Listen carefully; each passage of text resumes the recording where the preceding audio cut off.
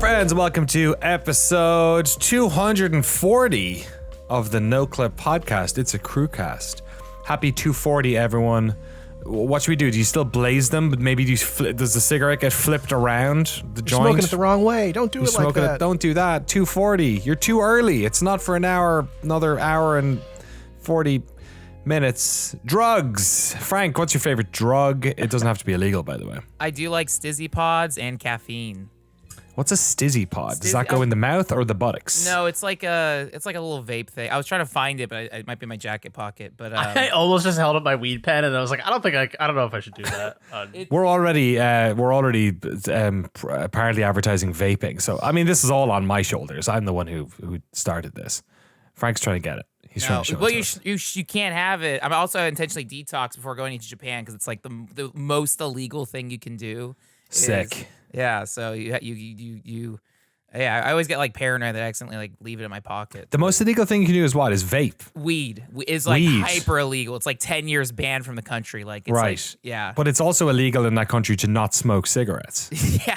So there's smoking pods. There's smoking pods where it's like they look like bus like the bus stops, and it's just dozens of people packed in there smoking cigarettes. Hey dude, you don't have to tell me. Yeah, I was in Las Vegas airport yesterday. Fucking talk about smoking. I got off the plane and it was they had the little, if you've never been to Vegas, listener, the minute you get out of your plane and you're in like the departure lounge, there's just always a shitload of casino stuff there. They don't let you stop playing until you're on the plane. But on the way out, of course, there was this mandatory smoking section as well. So they had their own little, there was like the pet relief area over here and then the gambling relief area over here.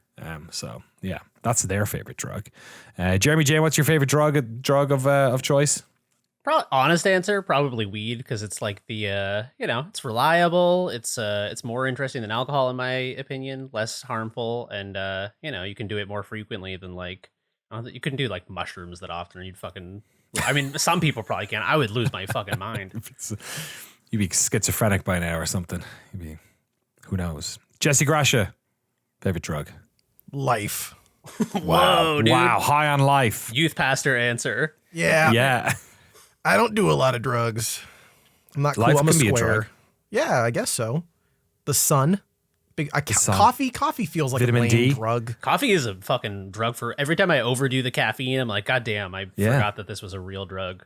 Yeah. Caffeine was going to be my answer. I was going to go Diet Coke, baby, right there. Caffeine. That's a drug. Or maybe the SSRIs that keep me sane or less insane. I don't know. They're pretty good too. Shout out to all drugs out there, legal and otherwise. And shout out to all of our incredible Battle Pass holders. We're addicted to you, Love Preet, Ute, Dwayne the Rock Lobster, the one and only Anthony Thomas, Nico Passateri, It's Me, Valadio, Senator Armstrong, Redredge, Harry Flanagan. I'm going to start saying as an Irish guy. Oh, it's Harry Flanagan. How you doing, bae? What's the carry on scale, Harry Flanagan?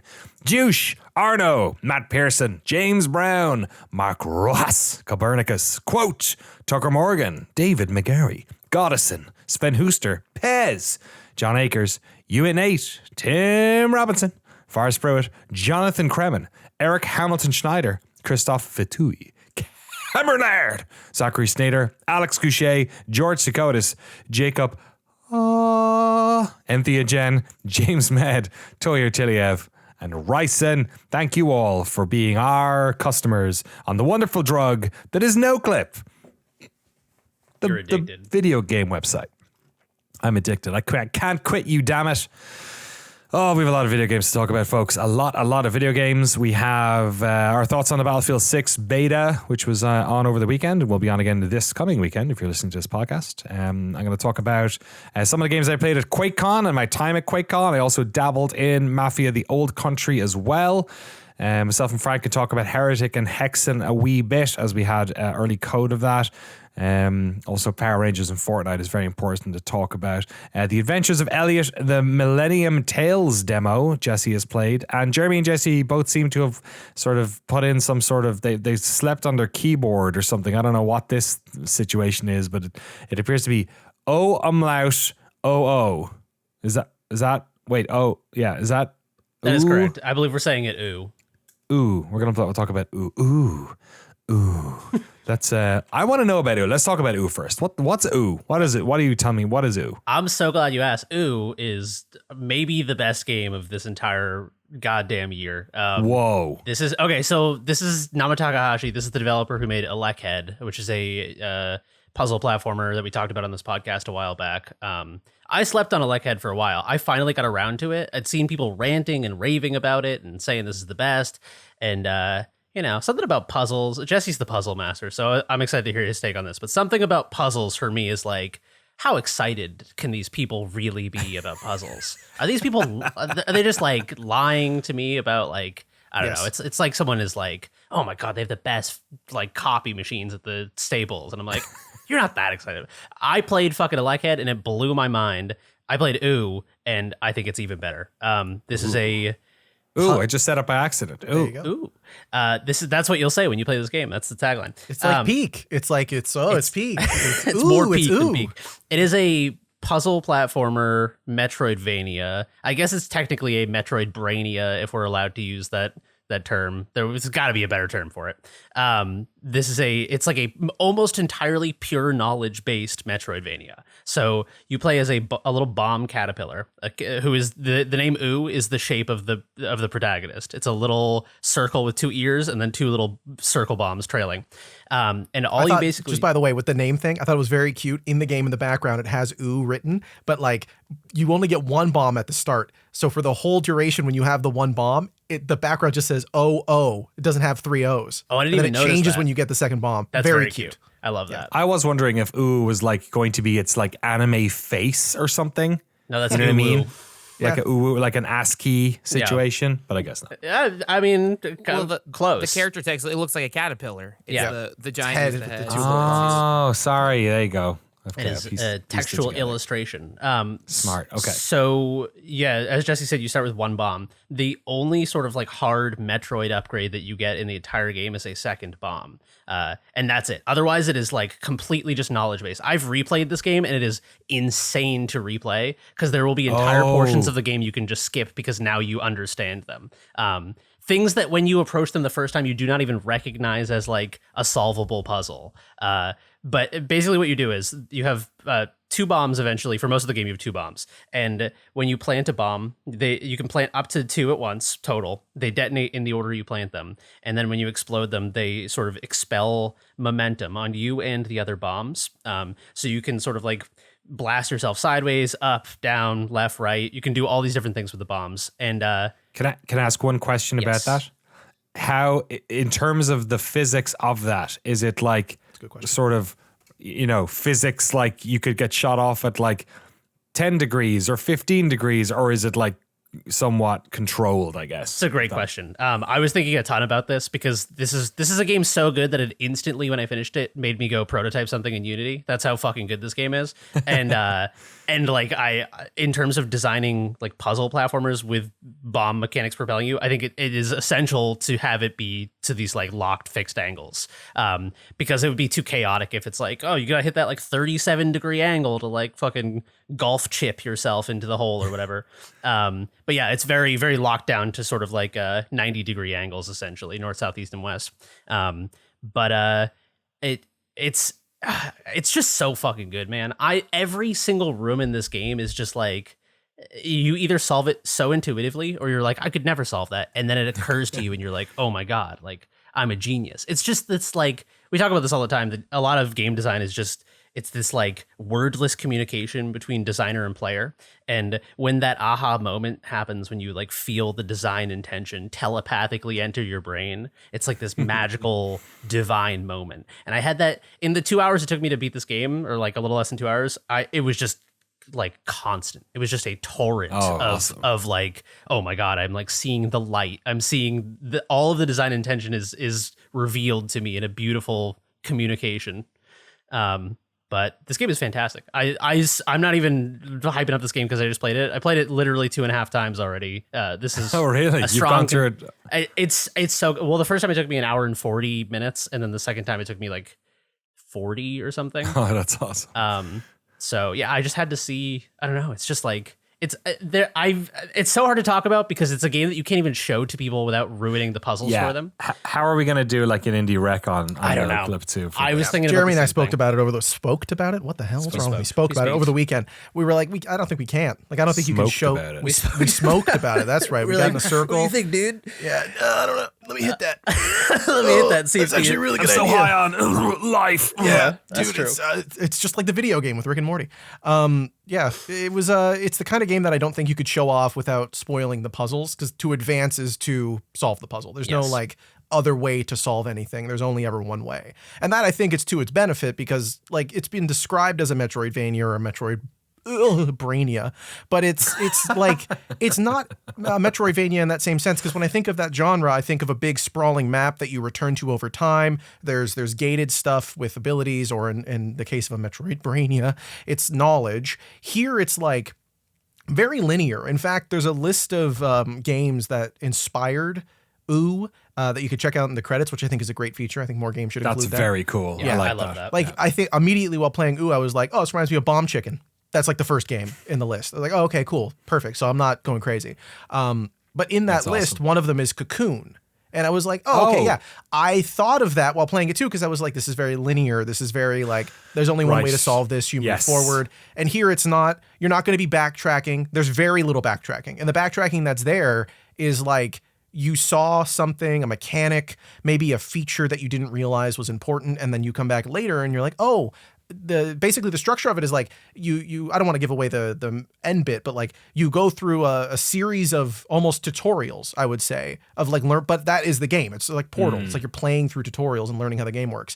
You reach the sort of end of a sequence and you go back to a previous area that maybe where there was a thing you couldn't get past, and now you know how it works. And it's just this constant learning and applying that learned information for the entire playthrough. It is just so well implemented that it never feels like unearned in its challenge. Whenever you hit something that's tough, it's like it's almost as if, because of how you've played the game up to that point, you know that the thing that you're hung up on is either something you haven't tried before or something that you have tried before, but now there's a little twist on it. It's never like you were saying, this sort of game could have had a situation where like, oh, I'm not positioned properly, or the bombs aren't in exactly the right spot. There's a little tiny bit of that, but it's very, very rare, or it's almost obvious once you figure it out. Yeah, it feels so good from start to finish. You never feel like you're wasting your time, and it's just mind blowing. There was one moment where I messaged Jeremy about playing the game because I was like, there's a mechanic here that I thought was a glitch. I thought the game was bugged out because I was playing on Steam Deck. I figured, oh, maybe it's like a technical issue I didn't notice or something. Dang, I should have played on PC. But maybe 20 minutes later, I tried to solve a puzzle using that, and I was like, whoa, like this is so smart. I wonder, like I was saying, I wonder if that came organically, like if they were testing the game and realized, oh, this bug that's here, why don't I turn it into a mechanic? And like, it feels like that. That's how good it is. Nothing here feels unintentional. I straight up, it's basically a perfect video game. Like it's a 10 it's out of basically 10. perfect. There's nothing about it that's wrong. There's nothing about it that's bad. Like it's crazy. It's designed so tightly that it's like, I can't imagine another puzzle being squeezed out of these mechanics. Yeah. And the whole game is one fucking mechanic. It's just like, it's so pure. Like what Jesse was saying about how it's pure knowledge gated. When you get to the end of these sort of like biomes, I guess, you'll get to the end and hit like a dead end, and it'll just be a portal to warp back to somewhere you've already been. And it's so funny because it's like usually the video game needs to give you like a little cookie at the end, like you got to the end of the blue biome, like here's a little like, you know, you got the fucking the Samus can turn into a ball now, like you got a little treat. Ooh is just like, all right, good job. You did it. And you're like, and it's enough because you're just like, I have bettered myself as a bomb caterpillar, and now I can conquer the world in different ways. And it's like, it's so, I don't know, it's just so pure. It was so pure that I'm also playing Super Metroid at the same time, just coincidentally. And it's so funny playing like, you know, a traditional Metroid game from that era, because it's like, I'm like, oh, the power-ups are like artifice. This is like, Ooh is just like pure. Like there's nothing. You just walk to the end and you get to the end and they're like, all right, good job. You made it to the end. Go do something else. And you're like, yeah, like fucking, I love that. Go do something else. Okay, I'll replay the game. Yeah. I couldn't stop. It's like a second game when you play it again. I needed more of this game. Yeah. Games that someone said, I can't remember. It might have been a Steam review I saw that said this, but someone said it was like Animal Well meets Outer Wilds. And I feel like it's much smaller in scale than both of those games. But in terms of like approach to design, I think that hits the nail on the head. Good Steam Deck game then, Sensei? Great Steam Deck game. Yep, you can play the whole thing, no problem. Controls are great, looks great, especially if you have the OLED. It it pops. It has a CRT filter that looks really good, and it ups the gamma and makes all the colors bright and pretty. It's very, very good. The graphics are very sort of UFO kawaii 50. VVVVV, I would say. That's another game on the inspiration list, actually. There you go. VVV, yeah. But it's similar color palette and kind of look, but sort of more easy on the eye, maybe. That too. Yeah, it's very colors cute aren't so and garish. concise. Yeah, it's everything about this. Like also from a production standpoint, it's just like there's not that much pixel art. There's only one mechanic. Like this, in terms of a game that could be made in an efficient amount of time and like scoped properly. This is like an anti-scope creep game.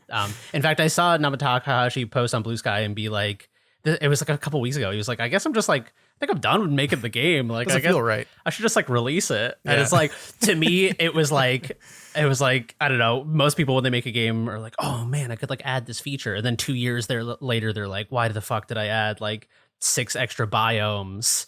And this dude is just like, nah, it's just like one mechanic and there's no power-ups, and then it's just like a caterpillar. It's interesting looking back too at the development. Like it's not an overly dense game, but I imagine there's like a million iterations of it. But just Nama posted like one video clip that I saw on Blue Sky of an earlier version of the game where the bombs are timer based and also the character can push them, which I was like, interesting. That's a totally different game. Like that, I can't even imagine what puzzles spawn from that, or even having 3 bombs. I was like, that seems crazy to me too. How do you make that one? So yeah, oh my God, we could gush about it forever. W before the name of this one for the sequel. Oh, you're smart. They should hire you, right? Damn. Yeah, I'm good at naming things, Jesse. Yeah, you're great at it.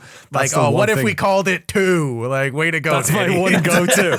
That's oh no, just making things 2.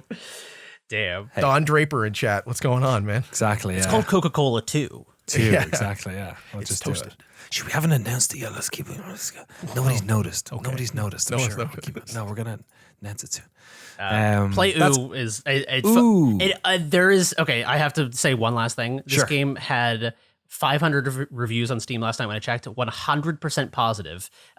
This morning there's a 1 negative review with no text. However, that also happened a couple days ago and it went away. I don't know if it's a bug. I don't know if people are playing the game and they're like, I can't solve this puzzle. This game sucks. And then they solve it and they're like, this game is brilliant and I'm a genius and let me change my review. But very rare to see a game with 500 plus reviews 100% positive. I just can't imagine playing this game and being like, even if you hate puzzle platformers, you'd just be like, you know what? I recognize a gem when I see one. Yeah. We have to figure out a format that we can talk about games that are good, but we can't talk about them because this has happened a few times, right? This happened with me with the fucking that like hour and a half game I played. Without a Dawn? Without a Dawn, as well. We got to figure out like or maybe one of Jesse's roundups we can do. Yeah, that has a bunch of those in it. Maybe that could be a format for it, like a short scripted format thing, like a 3-minute review thing. Totally, yeah. Just play this game. I guess it's just podcast breakouts, but that just seems not the same. It's not content, baby. We're we're video people. We have to make shit that looks good. This is if you just type OOO into Steam, you will pick it up. There are umlauts over the capital O for, like you guys said and figured out, and I was too much of a dumbass to not know. It looks like the character in the game. You can play a demo as well if you want, or you can pick it up right now for a time of recording. It may still sneak in. It's for the next 48 hours. It's $7.99. That's 20% off. Usual price is $9.99. So check it out. Also, Ooh. while you should pay full price for this game, if you get on the Patreon for a development team called Punk Cake de l'Essuie, I'll put a link in the description. You can get the game if you just join their Patreon. They did it as a featured guest thing. Very cool developer. Cool. They've done a ton of really small stuff, and they're doing more guest games, and that's one of them. Is that's the one that you were talking about that we've talked about before? I think is it? Yeah, I think so. They did. They published or did a guest game of 10S Forever. They did Horizon Hot Wax. I think was the game I talked about on here. Okay. Yeah, lots of cool stuff. I was embarrassing the game 10S. I was calling 10s for like years. It's it's a tennis game called 10S, and I was like, oh, that game 10s. I felt like such a dumbass when it clicked. That's like me with Parasite Eye instead of Parasite Eve. Yeah. Yeah, that's about them. Available now on PC. Let me quickly talk about another game, sort of short game that I played, which is coming to early access on August 13th, which is tomorrow. Hopefully it does come out, because otherwise this will be breaking all kinds of embargoes. I played Jupiter Hell Classic. Do you guys know much about Jupiter Hell? Okay, let me explain the lineage of this situation. So, Jupiter Hell Classic is essentially a demake of a remake of a roguelike unmake of Doom. So Doom comes out in 1992, right? Doom 1, 1992, I think. This game called Doom RL, or DRL, I want to say eventually, was a roguelike demake of Doom. So it was like top-down, turn-based, kind of turn-based, like every time you move, everything else moves based roguelike game. I forget at which stage it got a cease and desist, but something happened and there was a cease and desist on this one. So they made this game called Jupiter Hell, which was basically a remake of that original Doom RL project, but it was in 3D. So Jupiter Hell came out years ago. I want to say 2019 maybe, or something like that. And it was like a 3D version of what we're talking about. It's a sort of isometric-y, top-down looking version of the Doom thing. So Jupiter Hell Classic is basically taking Jupiter Hell and sort of bringing it back to Doom RL, which is like the minimalist looking version of this. So it is a top down, like very, I don't know, like Dwarf Fortress or like Prison Architect, that type of look, right? Where it's like grid, a character takes up the place of a grid. And it is essentially again, turn-based might not be the right word for this. Every time you move or shoot, the enemy can move and shoot, and if you're standing still, they're not. There's like a fog of war in the map, so you don't see anything until you explore that area. You're hearing the demon noises. It is like insanely Doom coded, like it's clearly Doom. Like the character picks up green armor, and like, you know, you have a shotgun and a pistol, and it's, you know, there's all these demons on this base. But it's Jupiter, not Mars, okay? Let's not get these confused. And you can do melee as well. You get hit, you get attacked by these things. And you're basically like trying to explore as far as you can and go as far as you can, like a roguelike. And there are different levels down and whatnot. I've been really enjoying it. So it came to early access, or is coming to early access this week. There's also a demo available if you want to test it out. But I really enjoy it as a like snackable thing. Like runs can take, you know, I feel like they're in the 20-minute range or something like that before I start getting in trouble. Sometimes you can be a bit greedier. Like there are boss fights after a certain amount of enemies you fought, so you're sort of going around the level trying to pick up as much resources as possible. You know, there's health pickups, there's different weapons. You're sort of picking up loads of weapons, unloading them, collecting enough. Like by the end, I was using rocket launchers against these like super difficult enemies and trying not to get killed by the blast damage and stuff like that. So yeah, it's in a way, it's sort of the Jupiter Hell that I wanted to play, or the version of this that I wanted to play. It's like a slick looking, but still sort of classic retro looking, stripped back, easy to use, roguelike version of Doom. And it has great atmosphere. And yeah, I think for what they were promising people with this, I think with Jupiter Hell, a lot of people wanted the sort of more or less something like this, perhaps. And I think this is very much sort of giving the fans of this weird little subgenre what they wanted. And yeah, it's coming out in early access, and kind of like Hades, I presume they're going to keep adding levels and stuff like that. I'm not quite sure. I didn't complete everything in the current early access version, but yeah, I've definitely enjoyed it. And I had to ask about price because it's pre-release. So it's going to be $15, I hear, but there's going to be a 50% offer when it releases, is what I've been told, is the plan. Yeah. There. Now, do you understand what Jupiter Hell is? Roughly, yeah. It's a demake of a remake of an unmake. Exactly. I have a stupid question. Is it Jupiter Hell not only to not be Mars, but is it a joke because Jupiter is made of gas and you can't be on Jupiter? Does this take place on like Phobos, or is Phobos a moon of Jupiter? That's a good point. Phobos is the moon of Mars, I believe. All right. And also a great level in Unreal Tournament. Okay, Phobos moon. That makes sense. I don't know. I could be wrong on that, but yeah, I don't know. That's a good point. I actually don't know if you're on Jupiter or if you're like in a spaceship around Jupiter. That doesn't make sense actually, because there's like caves and stuff. So yeah, presumably maybe it is a joke. It scans as a joke because they're like, yeah, it's not Mars, and they set it on a planet that can't have caves. I don't know. I thought maybe that was a little bit they were doing. Yeah, it must be an installation, because yeah, you go down enough stairs, you're in like some hell looking place with lava and stuff. So presumably they don't have lava on their spaceships. I don't know. What if you're in Jupiter's version of hell? Damn, dude. If you go to hell on Jupiter, you go to a different hell. It's a different. Is that Jupiter the Greek god though, or is that Jupiter the maybe planet? Isn't Jupiter also the Roman name of Hades? Am I right about that? Is it? Is this just Or Hades? maybe Hold I'm on a wrong. second. Is it Hell? Is it- Hell? oh Is my that the name of the God. game? Oh my god. It's Hell Squared. No. Well, they would have made Jupiter Hell the first one before Hades. Oh, no. Jupiter is Zeus, I think. Never mind. I thought I was cooking.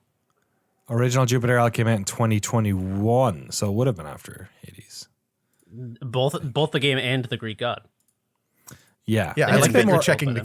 to make sure it came after the game. After the Greek god. I Checking don't know if with they had those Roman Roman gods, religion. yeah. Are you In copying these 2011. Greek gods, man? What are you doing? Yeah, I think they were like around the same time. They were contemporaneous discoveries of that idea. Yeah. The Roman gods were just an unmake of the Greek gods. Basically, Oh my God, yeah. it's all fucking clicking now. And then there was a cease and desist from Zeus. sort of a rebranding, remaster type deal. Exactly. You must rename Minerva. You cannot have it. Classic stuff from Jupiter Hell Classic. Congratulations to Chaos Forge for getting it out there. Yeah, it's pretty cool to see. So there you go. Jupiter Hell Classic. Available now, apparently, allegedly. Frank, what's going on in the world of Fortnite? We haven't had an update in a while. Yeah, I haven't played Fortnite in like almost 2 years. Like every season, I have a few friends who'll tell me like not that long ago. I think it was this year. There was a Mortal Kombat collaboration. So they had like Sub-Zero, Scorpion. They even had Mortal Kombat levels. That still wasn't enough for me. I was like, cool, but like again, the context is I played like 500 hours of Fortnite during quarantine. That was kind of like the game I played with my girlfriend, a bunch of friends at the time, and I got I overdosed on Fortnite. I played so much of it. I was like, I'm done with it. It's your favorite drug. Years, it really is. Once the Fortnite goes in, it never comes out. I played so much Fortnite, I got like sick of it. But they keep updating it, and now there's like Rock Band in it, Fortnite Festival. There's the Lego Creation Suite. There's so much in it. Rocket League. Yeah, they really do. Like people make, it's like Roblox too. People make modes and stuff, and there's always stuff. But the timing of this particular collaboration I thought was really peculiar. So for the new season of Fortnite, they have the Mighty Morphin Power Rangers. And it's funny because there's other stuff in the Battle Pass too, like Halo stuff is in here, but no one cares. Halo is, it's like, yeah, if you sign, I think you get it for free, or no, like if you sign up for the Battle Pass by default, you'll unlock like a Spartan armor and the energy sword.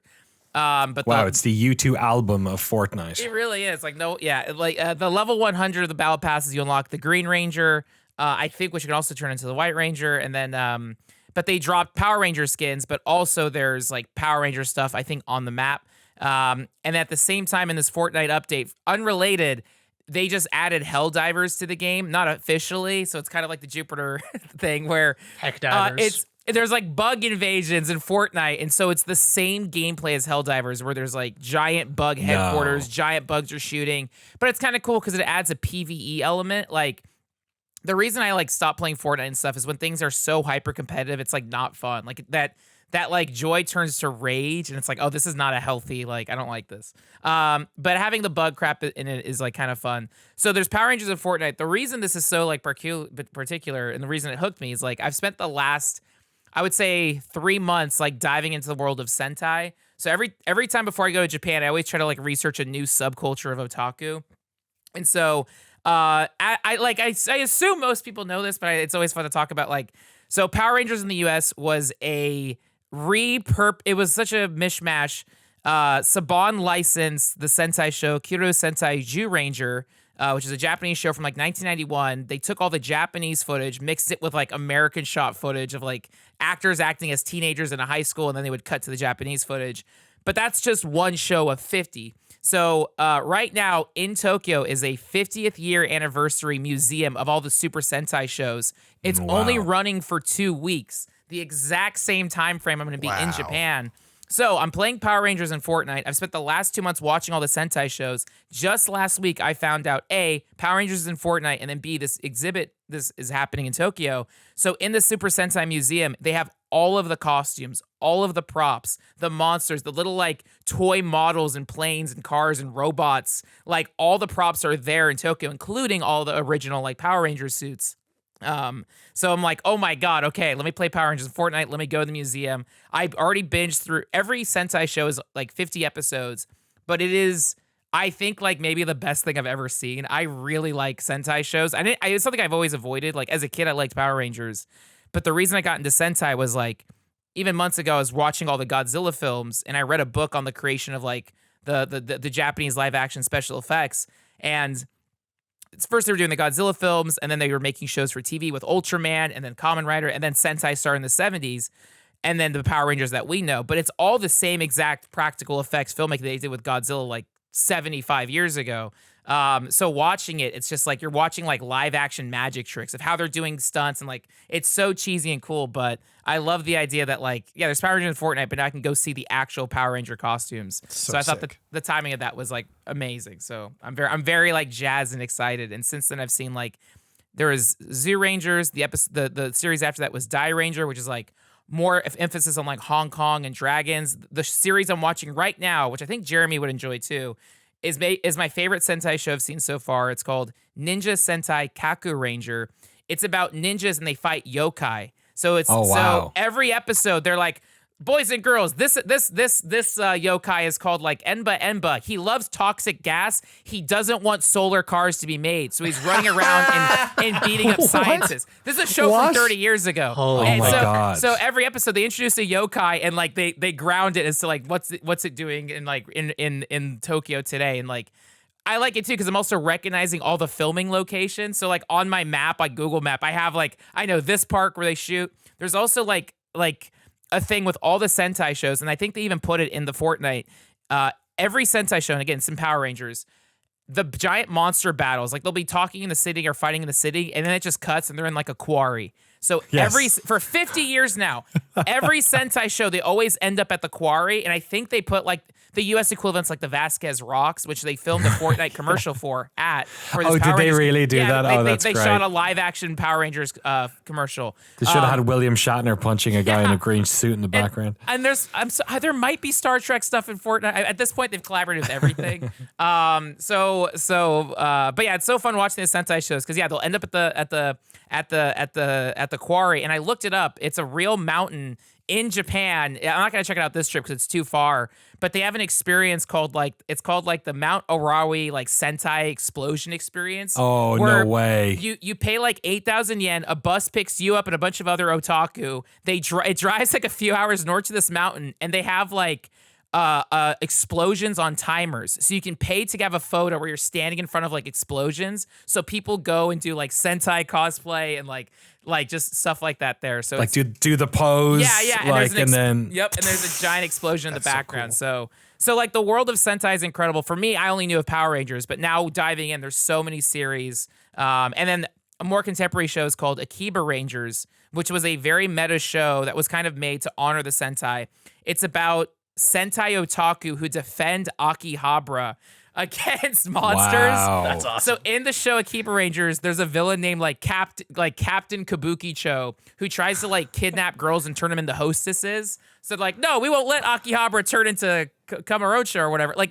And those costumes are there at the museum. So I'm just like, oh my God, like I'm so excited to dive in and take pictures of like the real suits and stuff. So I thought I don't know if the Power Rangers in Fortnite collaboration is because of the 50th anniversary, but part of me is like that's too on the nose. I think that's our American equivalent of us celebrating it here, but I thought that was really, really incredible. Does Japan care at all about the American adaptation, like the Saban version of Power Rangers? I don't think so. I think they're treated like, I feel like they kind of dismiss it, but at the same time, I feel like they appreciate it because I feel like it had to have like boosted the production, and they got money and stuff for it. Like it's also like a big reason why there are a lot of American otaku coming over to see it. Like Rocco of Mega 64 is like the biggest Power Rangers fan in the universe.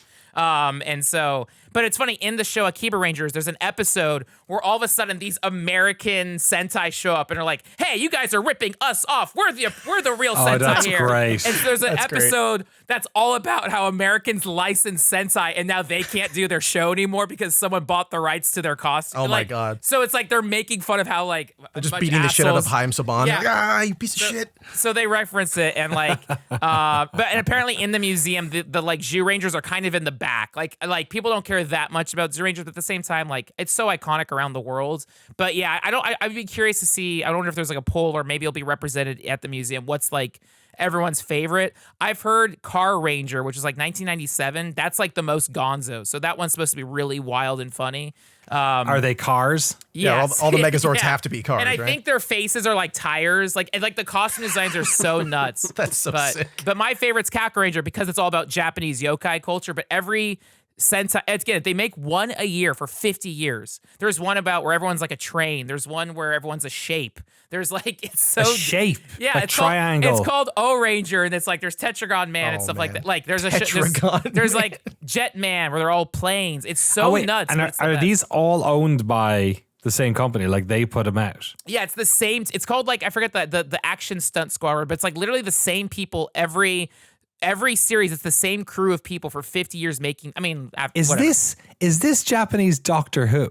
Yeah, basically, yes. Yeah, the equivalent where it's like every year. Yeah, I'm trying to think what an American equivalent would be of like, I don't know. What's the show that Ice-T's on? Yeah. My God. So it's like and then they'll have like actors show up in the other series to play like guest roles per thing. So every year they have like the 5 like, like actors in their young 20s like that. But like once they're in suits, it's just the stunt actor. It's just the stunt men. But yeah, it's such a fascinating world. Like it really, it's like so charming. It's live action, like old school special effects, and then they always go to the quarry, but they shoot stuff around. So a big part when I'm watching the show, I just recognize where stuff is. Like, so yeah, Sentai has secretly been my like addiction for the last 3 months. So, but now Power Rangers and Fortnite is an excuse for me to talk about. Is Rita Repulsa in Fortnite? She has to be, right? They are adding her. So the way Fortnite Battle Pass is like halfway through the season, they'll add like, oh, we're doing it. So I think they're adding Rita Repulsa in Japan. That she's called Bandora. Okay. So that's the other thing too, is like when I'm playing Fortnite and people are talking about Power Rangers, I'm like, no, this is Zhu Ranger. Okay? The actual name. Yeah. It's my favorite thing. It's my favorite thing. And the Greeks called it Bandora. That's true. Of course. Yeah. I look forward to like 2075 when they've run out of categories to respin the show on, and they're like different, every ranger is like a different type of seafood or something. There's like calamari ranger and stuff. Like, oh my God, yeah, they should do it on sushi or something. That'd be amazing. Nigiri man. What does Sentai mean? Is it like I think squad. So I think it sense. literally Right. means squad. So it's Okay. like Super Squad, basically. yeah. So like the show Kyoto Sentai Jew Ranger. Kyoto is dinosaurs. That's why Power Rangers are all dinosaur themed. So that show is literally like the dinosaur Dino squad. Rangers. Yep. Right. And so that's why their stuff is that. And so Car Ranger, like it's but that's what it's so like also what I like about watching Sentai shows is they're kid shows, they're family shows, but it's very basic Japanese. So it's like, I'm like picking up phrases, and because every episode is like a kid, and then he'll get terrorized by a demon, and then the Power Rangers save him, and then they go to the quarry and fight, and then they transform into a giant, and they're on the same sets they've been using since Godzilla movies of like, but it's genuinely good because it's like it's like aimed at children and families. It's basic phrases, so it's like, I'm actually like picking up Japanese watching this. And you're also learning about like what the different yokai are, and also like how to wash the dishes, like all the things that Japanese Wash your hands. children. If you don't, the yokai will come. Oh no. Yeah. I like that the different categories are different, like hyperfixation special interests. Yes. Like there's a whole series. If you're into trains, boy, Yep. we got a Power Rangers flavor man. for you.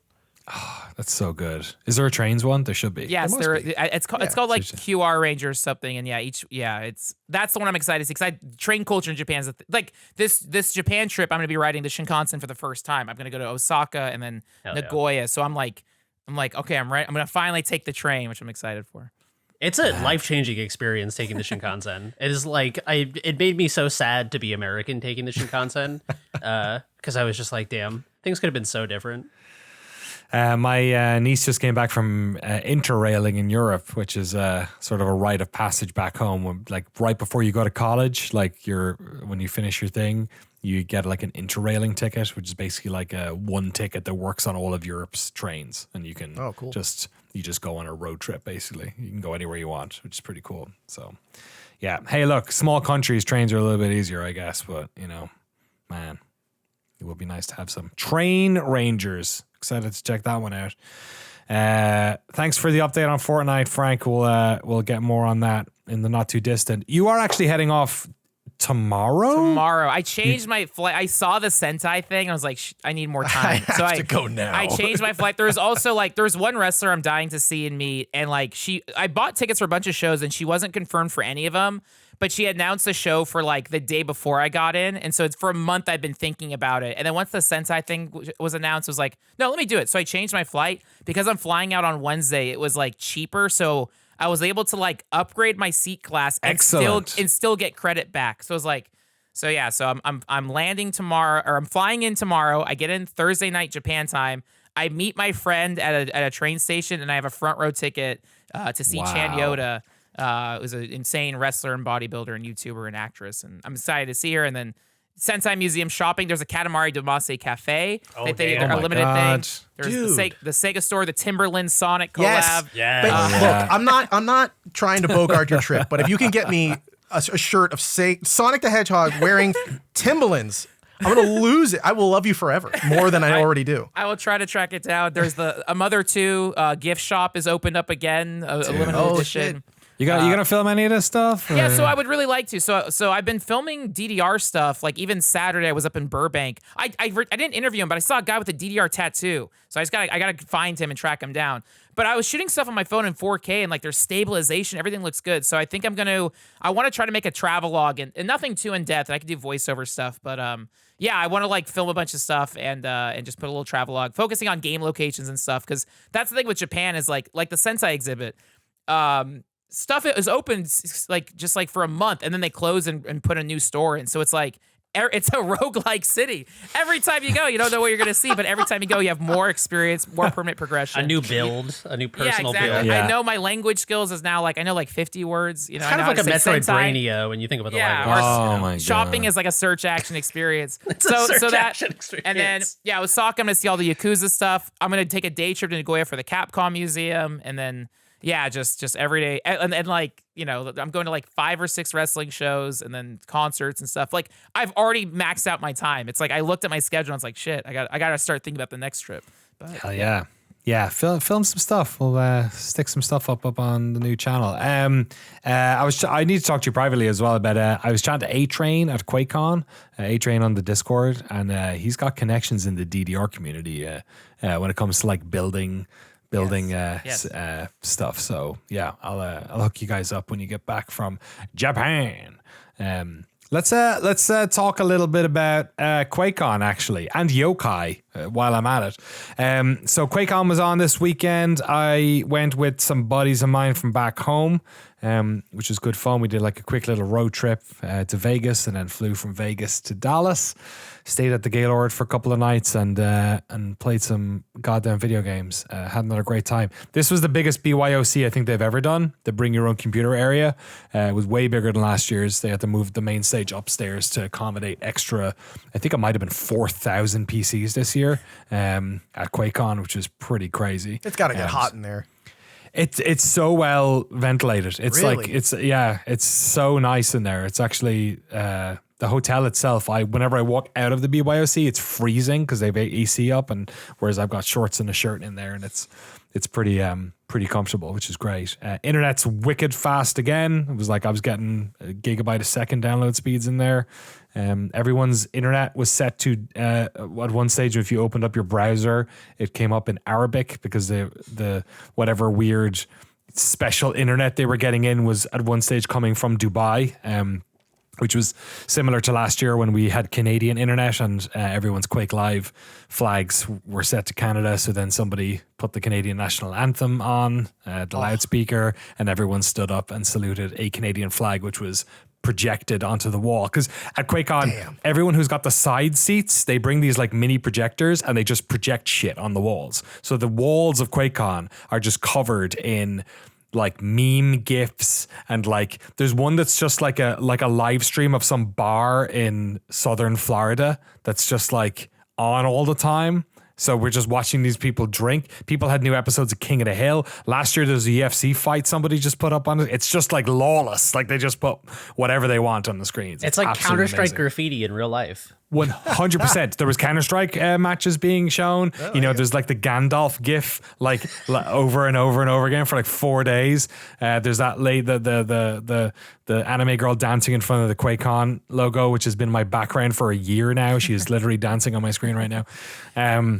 It's such a good time. I had such a good time. I fucking love QuakeCon. I'm going every year for the rest of my life. It is unbeatable.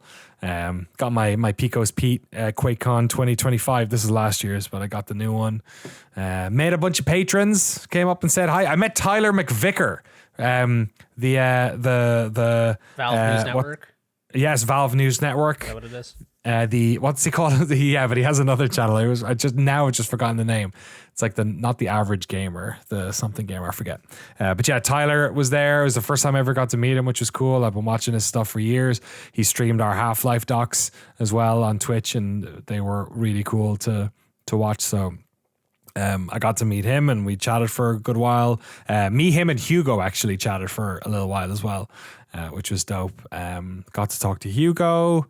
I was maybe going to film some stuff for the Quake video I started last year. I know Tim Willits was there and I emailed Tim, but he was sort of, I think he doesn't want to do interviews at QuakeCon because he doesn't want it to be about him. He just goes as a normie and enjoys the show. So he was like, let's do it a different time. Let's definitely do it. But like, this is, I don't want to take up space here. And I thought that was pretty cool of him.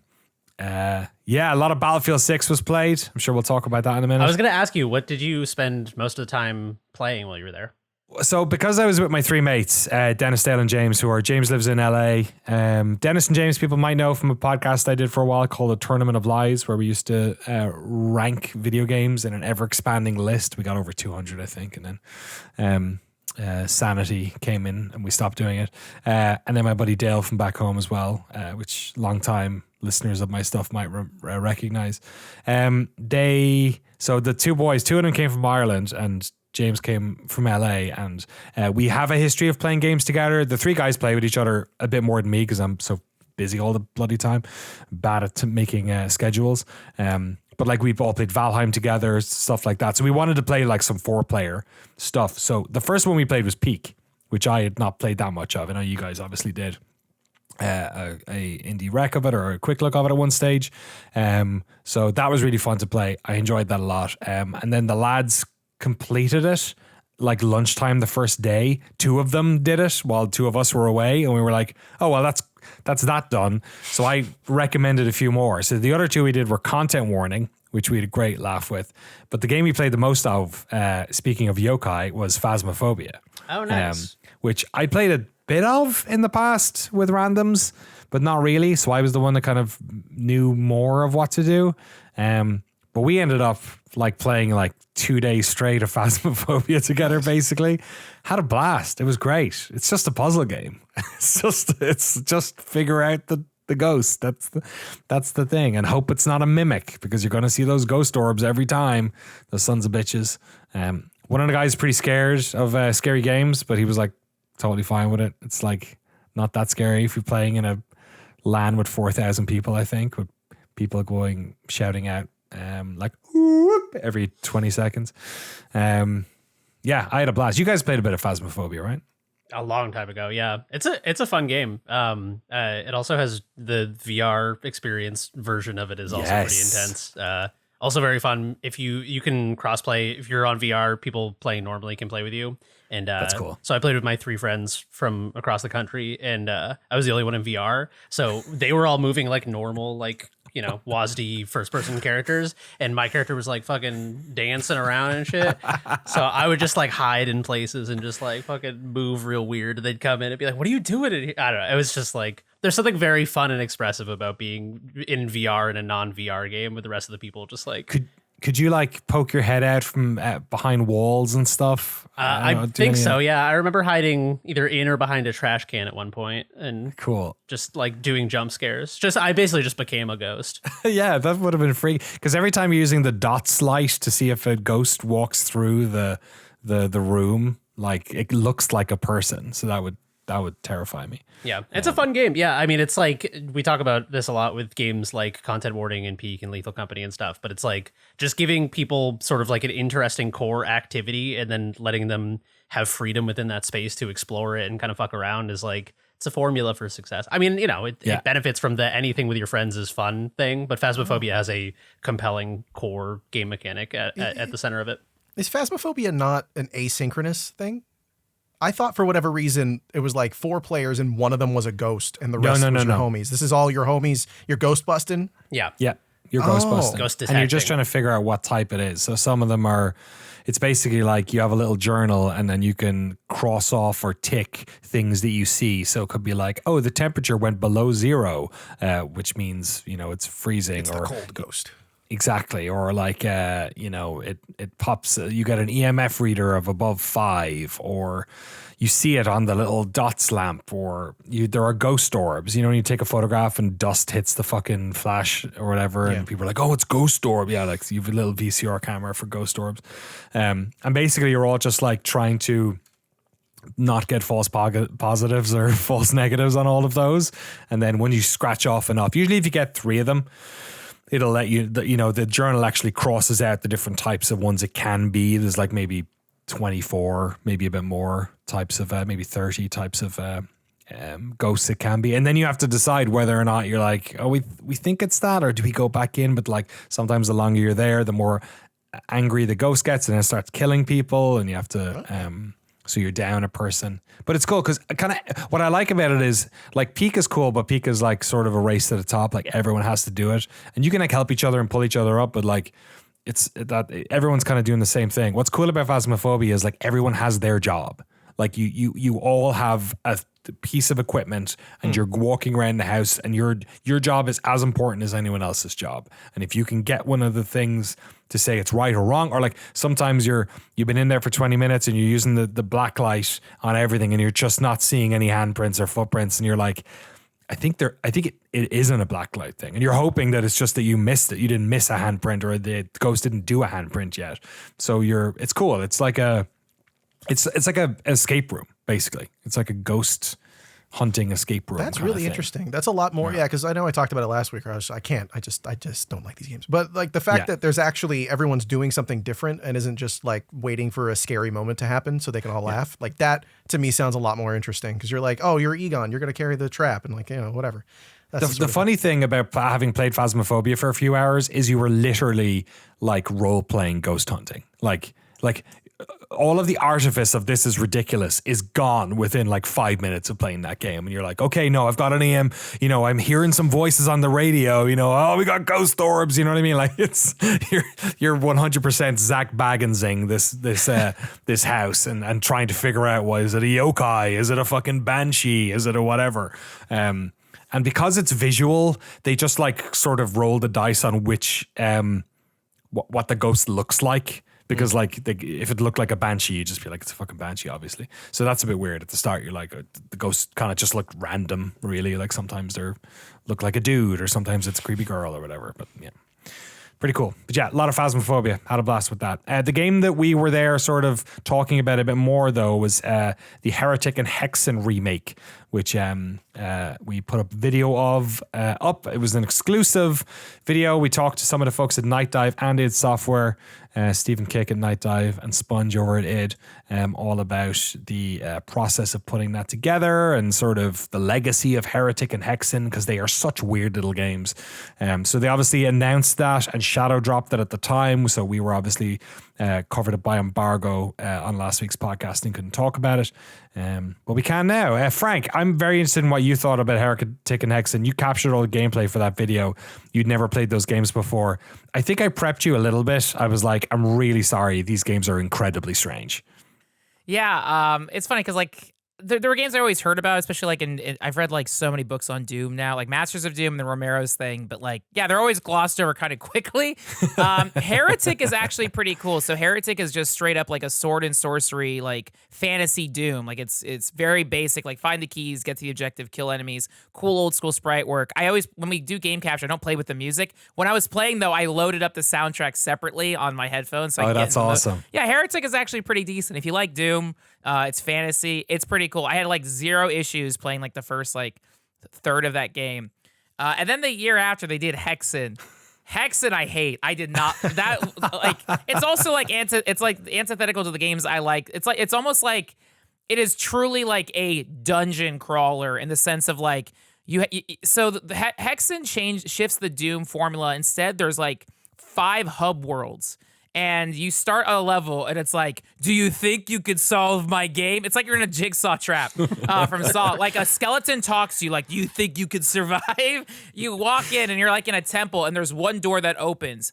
First, you have to pick your class, which already is like, what the? I've never picked classes. That's kind of cool. I'm giving credit. First-person game, yeah. You can be like a warrior where you have an axe. I always did, I think clerics. You have a shield, but you can do some spells. And then there's just mage, which is insane spells, but you take so much damage. So I usually the cleric. shield is new on the cleric. Yeah. It didn't have a shield originally. See, that was cool. You could defend. So I'm like, good, because this game that gives you it's like the Dark Souls of gaming. It really it's. So you're in a dungeon, you're killing stuff, but you have to. It's like the most. You know how like in all these old games, you have to like press E on random ass doors and you unlocked a secret. That's all of Hexen. You're just going up to every wall, hitting E. Oh, this opens a door. Smashing windows too. Yeah, I didn't know that. You probably saw my clip. Like the first level, I got stuck immediately. I didn't know you could smash windows. That was such new. I think in the first level of Hexen, there is literally a mandatory door switch behind a glass window you break. And Doom and Doom 1 did not have destructible environments. So like, this game came out 8 months before Quake. So that's why like it sort of fell by the wayside. But like people didn't know to smash things. I didn't either. I generally ended my Heretic had smashable things, but whatever. I ended my recording. I had to look it up and I saw a gameplay clip of like 16 years ago uploaded to YouTube. That's the other thing too that's so hard with like playing NDA games. There's no walkthroughs, there's no you can't I either GameFAQs or looking up 20-year-old videos. But like so I saw, but yeah, basically you go and you hit a switch and it's like, ooh, something wiggled. And then somewhere 20 minutes later, you'll find a new door. But you just have to go, it's so much backtracking. And it was just like, oh, this isn't fun. Like I did not enjoy the experience. But thankfully in the remaster remake, like there's a map you can tab. It has a little bit of markers. And I would just play like 30 minutes of a hub world and then switch to the next level and stuff. But yeah, Hexen is like, if you like Zelda dungeons and stuff like that, maybe it's up your alley, but I don't know. Heretic, though, I think is very cool. And then there's expansions. And it's funny, I will say the Hexen expansion, it's the thing we always talk about. You finally learn how to make the game at the end of making it. The Hexen expansion, I feel like they like streamlined it a bit. Playing the expansion was like, oh, this is kind of cool. Okay, I get this. Hexen itself is rough, and I think other people have kind of that wasn't what we expected. The Hexen expansion is pretty good, and then I 100%. I felt the exact same way, and I don't think we talked about this until now. Whereas the Hexen expansion has the most deranged name of all time. It is called Vestiges of Grandeur, which is just like it's a mouthful. Even by Doomwad, conventions is like really out there. I actually, where I was on one of the streams at Quakecon with some of the folks who made it, and I was a guest. I wasn't the interviewer, but at one stage I asked one of the devs on it. I was like, "Who came up with that name?" And he was like, "I have a notepad on my desktop which is just full of stupid names for Doom levels, and that was one of them, and they just picked it." So Hexen Vestiges of Grandeur is, I totally agree, it's the most, like, I think people who should play that before they play Hexen, because it like sort of explains what Hexen is, and then go play Hexen as like a theater piece almost. Yeah, and then Night Dive. I don't know who was responsible for the levels, but they have like 2025 expansions, and those are like simple and easy to play, and that was all cool. But yeah, I never played Heretic or Hexen. But that was interesting. Thank you for jumping on that grenade for me, Frank. I did not want to have to capture gameplay for those games. Yeah, they're super fun to play. I think if you've never played these games, if by the way, if you own these on Steam already, you get this upgrade, as it were, for free. You can still access the DOS versions in your launch control options. Heretic plus Hexen is what this one's called. There's 5 games in it. There's Heretic, there's Hexen, there's Death Kings of the Dark Citadel, which was basically the retail version of Heretic, because Heretic was originally shareware. So this is just like sort of all the stuff and a little bit more. That was the version that was originally had been available on Steam up until now. And then, like you said, Faith Renewed is a new expansion by the Night Dive folks for Heretic, and Vestiges of Grandeur for Hexen. I have a soft spot in there are people who are just ride or die for these games. And the two sequels after this are even more bizarre, because like Heretic 2 is sort of like what you'd expect, but then Hexen 2, Heretic 2 is Heretic 2, right? I think is the 3D one, where it turns into a 3D, like a third-person action game. So this series is just completely manic. It like does not know what it's doing. Heretic also has like, Hexen more so. Sorry, Hexen has a lot of like usable, like almost like an inventory. Like you're constantly picking up potions and stuff, and has all these objects. And the weapons are just weird. There's an axe that like when you swing it like almost looks like it throws grenades, but I think it's throwing other axes. Just a completely bizarre game. One thing they added into this, which is cool, was the ability to change class mid-level. There are these books you can go up and touch, and they'll let you do that. So that was pretty cool of them. But yes, if you want to play Heretic plus Hexen, it is available for 15 of your American dollars on Steam, and also on like everything else. It's really funny. There was people there playing it at the talk I was at. They did a bit of multiplayer, and one of the guys was sitting on a Steam Deck in the second row in the multiplayer match, which I thought was pretty funny, but also available on consoles and everything else. Just on the topic of id stuff, you also apparently finished Doom the Dark Ages? Yeah, I feel like I needed an antidote after Hexen. I was like, in preparation for my Japan trip, there's so many games about to come out in like September. Like Metal Gear 3 Remake comes out in like a few weeks. Silent Hill, there's so much stuff coming. So it's like, I need to clear space off like even Mafia I wanted to get to at some point. I need to clear space off my PS5 hard drive. So I've been in the process of just trying to like finish projects, finish games before my Japan trip, and then I'm going to focus on my Switch. So Doom the Dark Ages was a game I started, really liked, and then it just kind of just fell by the wayside. And so I was like, all right, let me just pick one game to focus on. And Doom the Dark Ages was like pretty smooth. I think I was like a third of the way through, and then I beat the rest of it over like a week. Every level is maybe 15 to 30 minutes, and it's pretty. I feel like they made Doom: The Dark Ages slower and easier than Eternal. I liked Eternal. I played that on PC though, and that got like so like you have to platform, jump around, switch, do parry, all the. It's pretty intense, but I like that. Dark Ages felt slower and easier, particularly because so much of it is like blocking, parrying, and all that. But yeah, that felt after how confusing Hexen was. It was very refreshing to play Doom: The Dark Ages, which is so like 30 years later, the game like holds your hand of like, here's where you need to go. Here's the objective. This little giant gold arrow that's always on the screen, crazy taxi style kind of. Yeah, so I just played through it, and that was really nice. It's so funny because I beat it, and then the day later, a Quakecon announcement. It's like, yes, we've listened to all your feedback. We have a giant campaign update, and I was like, God, I just beat the thing. Apparently, what I heard that people are raving about. There's a toggle to get rid of slow-mo. So every time you're playing Doom: The Dark Ages, I'm constantly I'm playing on console, but smashing like the L button to like those green parries. Every time you do that, the game like bullet time slows down a bit.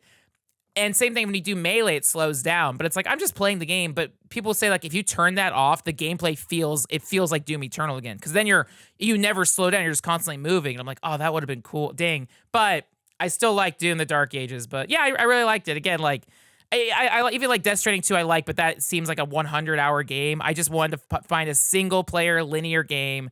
And I also, the key to like enjoying it, when I started playing Doom: Dark Ages a few months ago, I was trying to 100% the levels on the first try. So looking up the map and like analyzing where's the last gold piece, figuring out where to get the seat, like, and I realized like, oh, that was like making me be intimidated by the experience. Yes. So when it's almost like eating a plate of wings, but not getting every piece of meat off the bone. It's like, so that's how I was feeling. Now I can go back and finish the meat. But like, yeah, I just was just doing what I could and beating it. But I enjoyed the game way more by not being OCD about the pickups and collectibles. That's a good chat. I need to do that too, actually, because one of the things in the Dark Ages is it definitely feels like there's a lot on the plate. If I wanted to get every bobblehead, I wanted to get every. I feel like I needed them too because the game was hard, so I was it wasn't hard like Eternal, but it was difficult. So yeah, I'm about halfway through, I think, so I need to finish it. One of the big things they added as well was the Repertorium, which is basically sort of like an endless arena mode that players can make their own, like what would you call them? Challenges, I guess, and they could share them and stuff. So people were making really crazy ones that were super, super short, and you can spawn enemies and stuff like that. So that's pretty cool. I mean, they did the snap map thing with 2016, I think it was, but this feels pretty maybe a bit more about the combat, which is pretty cool. I want to talk about Battlefield 6 at the end of this because it's a beta. But first of all, Jesse, you played The Adventures of Elliot, the Millennium Tales. This is like the sort of Dragon Quest Octopath thing. Yes. Looking games. This is the demo you played. Is that right? Yes, the demo of it. I was not lucky enough to get an incredibly early version of the game that I think launches probably late next year. Oh, wow, really? Yeah, okay. It's 2026. They haven't given a date on it yet. It feels good. Okay, so The Adventures of Elliot, the Millennium, what is it? I hate this stupid Tales? name. The Millennium Tales. So, Square Enix is so bad at naming video games, but terrible. especially this team's game. So this is Team Asano, I believe is the name. They've done all of the Octopath Traveler and the Dragon Quest 3 and I think 1 and 2 HD. I think they also did those. It's part of that new visual style called HD 2D, which I have issues with. I think like visually it looks nice. It's an interesting way of taking pixel art and putting it into the modern era for people who maybe don't like that look. But it's a bit like playing the Lego games visually. You know what I mean? Like the newer Lego games don't. Well, no, actually, the newer ones I think are a little bit better about it. But like the older ones, there was that period in the middle where like, oh, Lego Batman 3, who cares about the Lego games? But just the visuals always bugged me because it was like Batman's Lego, Robin's Lego, and then the world is just a 3D asset. I'm like, no, it's Lego. Put me in the Lego world. So that kind of bugged me. And here they're getting better about it. The texture work is a lot more blocky and it looks a bit, but it's still kind of like you're walking around a 3D environment. So it's a little awkward. Because the characters are sprites? Yeah, the characters are sprites and they have a lot more degrees of rotation, especially in this one, because The Adventures of Elliot, to explain what the game is, it's an action RPG in like the style of Zelda, I guess you could say. Like, it's not an action RPG like Diablo. It's an action RPG like you have a sword and you could swing it and hit enemies in real time. So it's not turn-based, is basically the definition they've made there.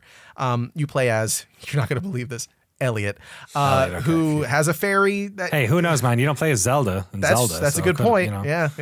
Yeah. You don't play as Diablo in Diablo either. Wait, what? Oh, dude, I named my guy Diablo. That was what a mistake. Spoiler. We need to make like a list of games where you don't play. Hades, you know? It's a lot of these. True. Yeah. Yeah, it's basically like the demo is not, they very explicitly say there's no story stuff in here, which I thought was okay. Like, I don't really care. I just want to see if it's fun to play. Because up until this point, they've made games that look good enough and function in a turn-based environment. But here it's like, how do you make an action RPG with that visual style? I think they've done a really good job. It's very easy and very simple in its gameplay. Basically, you just have a sword and then a secondary weapon, much like the Zelda games. If you want to use a different item, you have to go into your inventory, do a little menuing, and swap it out. That I did not like. I found that to be a little bit just frustrating. Like, newer Zelda games have found quicker solutions to it. Like, you can bring up a menu and quickly switch between them. You don't have to keep popping in the menu. But here it's just, yeah, I don't know. The weapons are different. There's like a sword. There's one that's like I don't know what the name of it is, but it's like a long chain with a sickle at the end. You can sort of spin it around. That's fun. You get a bow, which is good, and bombs. And like, you use those to solve puzzles in the world. There's shrines that you can go into. So it's got a little bit of caves that. So you can put rocks, you can put bombs in front of that unveiled caves. Yeah, it's one of those. They made one. There's boss fights. The combat is solid enough. There's like dungeons that are multi-layered and you'll have to go back to stuff. You got to find a key to open the door. You've played one of those before. It's just a well-executed version of this sort of thing that I didn't think was going to be as fun as it is, but I am still a little weary of like where the difficulty is going to go. It could just be because it's the demo, but I found it to be way too easy to do things that I've done a million times before. You know what I mean? Not in like easy and like, oh, they've smoothed it over. Easy and like, there was no challenge to the combat. Like, there's no dodge roll. Not that there needs to be one. I didn't find the combat to be very enjoyable, but I did like being in the world a lot. I thought it looked great. The music is fantastic. And it has this like effect in the background where the world is sort of curving away from you. So you can see things in the distance and it becomes exciting. You're like, oh, what is that? It's blurred. It's a little straight. It's like curved. I'm excited to go see what that is. So yeah, overall, I don't know. I mean, I'm excited to see where it goes eventually once it's out. I hope they find maybe an easier name. Just call it The Adventures of Elliot. It's okay. And overall, I think, there's stuff they need to work on. It's one of those things where nobody really liked Octopath Traveler 1. Or at least the vast majority of people that I spoke to and myself did not enjoy it. Yeah, it was the problem that it had was like, how do you tell 8 splintered stories in these different formats across, like, oh, you don't hear about a character for like 30 chapters in a book. That can be, for some people, a frustrating experience, because if you're enjoying it, you want to hear more. You got to wait until a certain thing happens to unlock the story. I think Octopath Traveler 2, they solved that problem. The gameplay is still really the same though. So like, if you don't like turn-based, nothing really changes there, but the storytelling's better. So I can't really say much about Adventures of Elliot until they give the story stuff, but I do think they've succeeded in making this sort of thing work. Whether or not it's fully featured or is something that I'm like excited to do the combat of, can't say, but I do really like exploring. Like, I like going around. There's not a ton to it. Like, you just kind of explore the area, go in the caves, look over here. It's just a nice world to be in. It's just a pleasant area with good music. And the demo did that solidly.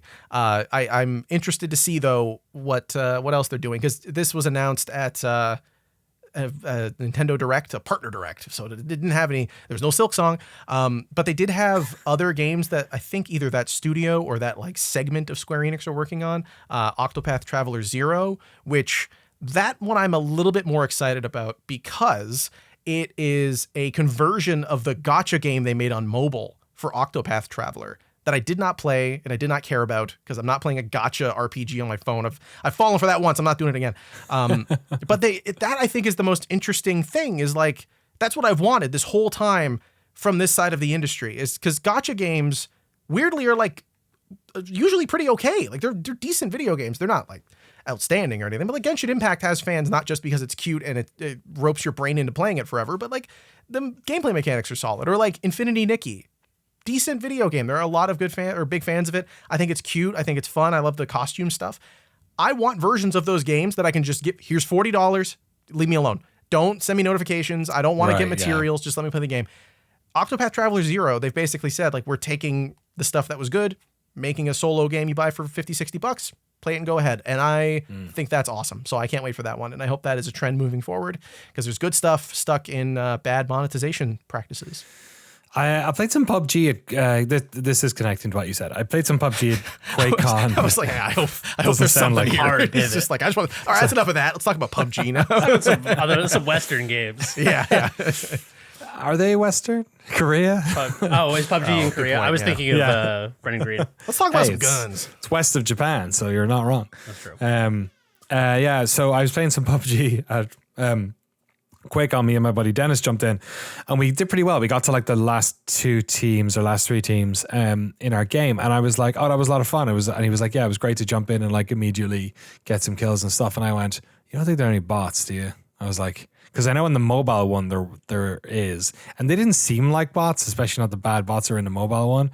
But then I was thinking, why can't I just want a version of PUBG with bots?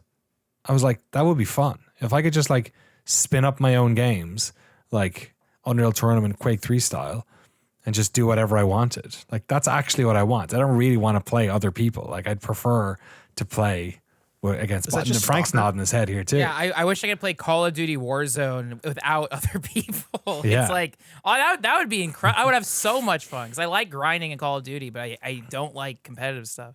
But yeah, I'm in. Yeah, so I don't know. They probably won't do that. Danny, you should try Project Silverfish. I think you would like it. I was gonna say, It's like the Stalker, same furry sort of thing. stalker. It's very good. Did you say furry stalker? It is Yeah. furry stalker, but it's so Oh much yeah, you more told me than about this that. before. I think you would like it Okay. a lot. It has the feeling of a game like that has a sort of open world where you'll walk up and there's sort of 2 factions in the middle of a fight, and you can kind of scrap around and steal guns off people that fell or get involved. And the AI is surprisingly human-like, which is why I mention it. I felt often like I was playing a multiplayer game when I played it. Is that basically the extraction shooter genre, or am I misunderstanding? Project Silverfish? Yeah, of like PUBG without players. Extraction shooter is other players. Oh, it's but- also multiplayer. Okay. yeah. Yeah, Project Silverfish is PvE, so it's more like it's like a stalker like. Okay. Yeah, like extraction shooters are like even more hardcore than PUBG because it's like you get killed, you lose all your stuff. And Okay. everyone's a bastard. It's like Rust and PUBG at a baby or something. Although I'm sure there are extraction games where that's not the case, or PvE, like arc raiders and stuff like that. But yeah, cool. Okay, that's yeah. I will check that out. Were you done with the Adventures of Elliot? Not yet. I can't wait to play. No, yeah, I'm done. There's nothing. They're Millennium Tales. They go on forever, or 1,000 years at least. The next one should be like the Adventures of like Dave or something. You know, just keep changing. Elliot is a pretty normal name. It's very British. I feel like Elliot's like It's a little posh. yeah, posh is definitely the word. Posh Spice, everyone's favorite Spice Girl. Let's talk about Battlefield 3. That's my segue. Take it or leave it. Who played it? Me and Jeremy? Is that it? Battlefield 3. Sorry, 6. Double that. I played like 30 minutes of it. I played quite a bit. Frank has joined the server. Okay. Jesse, you don't believe in Battlefield? Love is Yeah, I Battlefield. don't subscribe to that religion. Okay, fair enough. He's agnostic to Battlefield. Yeah. Jeremy Jane, I want your thoughts first of all. Battlefield 6, the beta hit, the first of 2 weekend betas. They kind of announced it and did the whole thing, and they were like, yo, it's happening. Go download it now. And it's a good thing they did because all of the internet was playing the Battlefield 6 beta. I don't know how many people they had in the end, but it eclipsed Call of Duty's most recent numbers for their concurrence for their game, their most recent game. I can't even tell you. What's the most recent Call of Duty? Black Ops 6? Is that what we're playing now? Okay, yeah. Killed it. There was like constantly like 80,000 people in the queue, but then the queue would go down really fast. And I was like, wow, they were prepared. This is insane that they have this many people playing it. Jeremy Jane, you are a noted Battlefield connoisseur. What did you make of 6? We talked a bit about it last week and we were like, not sure about the speed. Yeah. What did you make of it when once the tires hit the dirt? Some things I was pleasantly surprised by, and some things were kind of exactly as I anticipated. So I played a bunch of this. I had a bit early access because I signed up for the Battlefield Labs like alpha testing or whatever. Nice. And if you signed up for that, you got access a couple of days early. So I played this off and on for like 4 days or something. Before it was public, I never had a wait time. And then the day it went public, it was like instantly 500,000 people in the queue. It was fucking insane. But it's it's kind of hard for me to evaluate because I think that the like moment to moment, like the guns feel good. The sound design is incredible. There's some like really like chunky, metally, like you shoot someone and it sounds like you smashed an old Coke bottle over someone's head. It's awesome. And I think all that feels really good. But the problem is that you could have the best feeling gunplay in the world, and then in a certain context, it would be an enjoyable, holistic experience. A certain context, it might not be. And I felt like the game was so intensely fast paced that it was just, it felt like I don't know. It just felt like people were like spawning on me, and then I would spawn, and then I'd kill them, and then the same dude would spawn like 2 feet away, and it just felt like a lot of like a real meat grinder of people throwing each other bodies on bodies on bodies. And I think part of that is the map design. It was sort of these 2 maps that were, one was or was it 2 maps? It's kind of complicated because there's different 3, but I think I only. No, there was. Yeah, I think there was 3. There was Egypt, and then there was the Haley Cairo one. map. I'm trying to think of what the third one would be. I feel like there was a third one. It's also complicated. How many because modes were in it? There was Conquest, Domination, the Breakthrough one. Right. And then I think there was a 4th. There was like Locked Weapons something. I played the first 3 that I mentioned. Maybe it was only 2 maps. There were different versions of the maps, though. That's why I'm just getting confused about how many there were. Right. In traditional Battlefield version, there's, like a smaller version of Karkand in 2 for infantry only and stuff like that. But I felt like even the most open map, which was sort of this like mountainous sort of like L-shaped curve around a mountain, it is, you would think it would be more open and slower paced and more Battlefieldy because it's like the points are a little farther away. It's a little more open. I just felt like everything was so fucking stacked on top of each other in these maps. And that's what's making it hard for me to evaluate is like, even if the game feels good and like the shooting is good and stuff, it just is like, it's so fucking meat grindery even in this map that I feel like if the only true test for this is if they re-release Karkand from BF2 and they let me play a game of fucking like 16 versus 16 or 32v32 on Karkand with the BF6 guns and balance and mechanics and everything and see how the pacing feels. Because I can't tell. It feels like it's the map design that's holding it back, but it's impossible for me to say without sort of like an A/B comparison on that. Yeah, I think I have a similar thing. I was really impressed by it when I first started playing it. I was like, oh my God, it just like kicks you in the face because you're just like, it's super intense. The sound design is great. The graphics, like it looks terrific. The shooting feels wonderful. I had a great time with the 4 classes. They each have their own thing going on. Like sniping was really fun. Counter sniping felt a lot safer because they really telegraph when people are looking at you with those little shiny, flash points or reticle shine in the distance. I had a great time with the medic. I liked the secondaries that they had for them and the use of the disposables, I guess, or whatever. They respawn pretty quick, so you can constantly give people resupplies. You can pop people with the paddles. I saw a great video of a guy just running in and immediately killing like 6 people with the paddles, which I thought was very funny. Some great clips out there at the moment. The dragon players was good. The calling, so like people, asking for medic help and slowing down their death count or speeding it up. All that stuff felt really smooth. Finding a little group of people, like they get you on a squad again, and you're all together and trying to help each other out. And it felt like we were pushing together. And I think my favorite mode was that. What is it called? It's the one where it's basically like Conquest, but it's asymmetric, and each level is like a section. Like what's Breakthrough. Breakthrough. Yeah. So if you complete the first one, if you kill them before your tickets run out, you get to like phase 2, and it's the next one, and phase 3. And I remember one time, the first time I got to the last phase and the Battlefield music kicked in, I was like, fucking yeah. Like the presentation of it and everything is really terrific. I really enjoy that. It does feel like a blend of Call of Duty and Battlefield, though. Yes, in terms of it is very Call of Duty feeling. Yeah. And I think the pace. Sorry, just to finish off quickly, I think the pace is the issue, and I think it's funny because I think that like everything is I think the game they've made is the game they wanted to make, and I think there are going to be people, and I think we're part of it, who don't quite want this version of Battlefield. I think what it's doing really, really well, but I'm like you. I prefer a bit more tactical consideration, a bit slower pace. But everything, it seems, has been tuned to this speed. Like the vehicles are weirdly easy to destroy in a way that like feels like, oh, they don't want you bouncing around in this thing for 5 minutes like they did, like in an APC. The time to kill is relentless. The spawning is like really on top of each other. You're not that's a good thing in a way, but because they don't want you walking for long periods. The maps have definitely been constrained, I feel like, to get rid of that problem probably. And because the maps are smaller and you can't, you're not spending a long time walking from one side of the map to the other. There's also less like verticality because you can't, it's hard, it's hard to have people be up high if it's in a small area because they're just like fishing or barreling you or whatever, or at least in the current map set. So yeah, I'm with you. It feels like I don't know what they could dial back, like the speed of the slide or running, or I think you'd need to like fundamentally slow down so many different parts of this game or tweak them that I don't know how they will.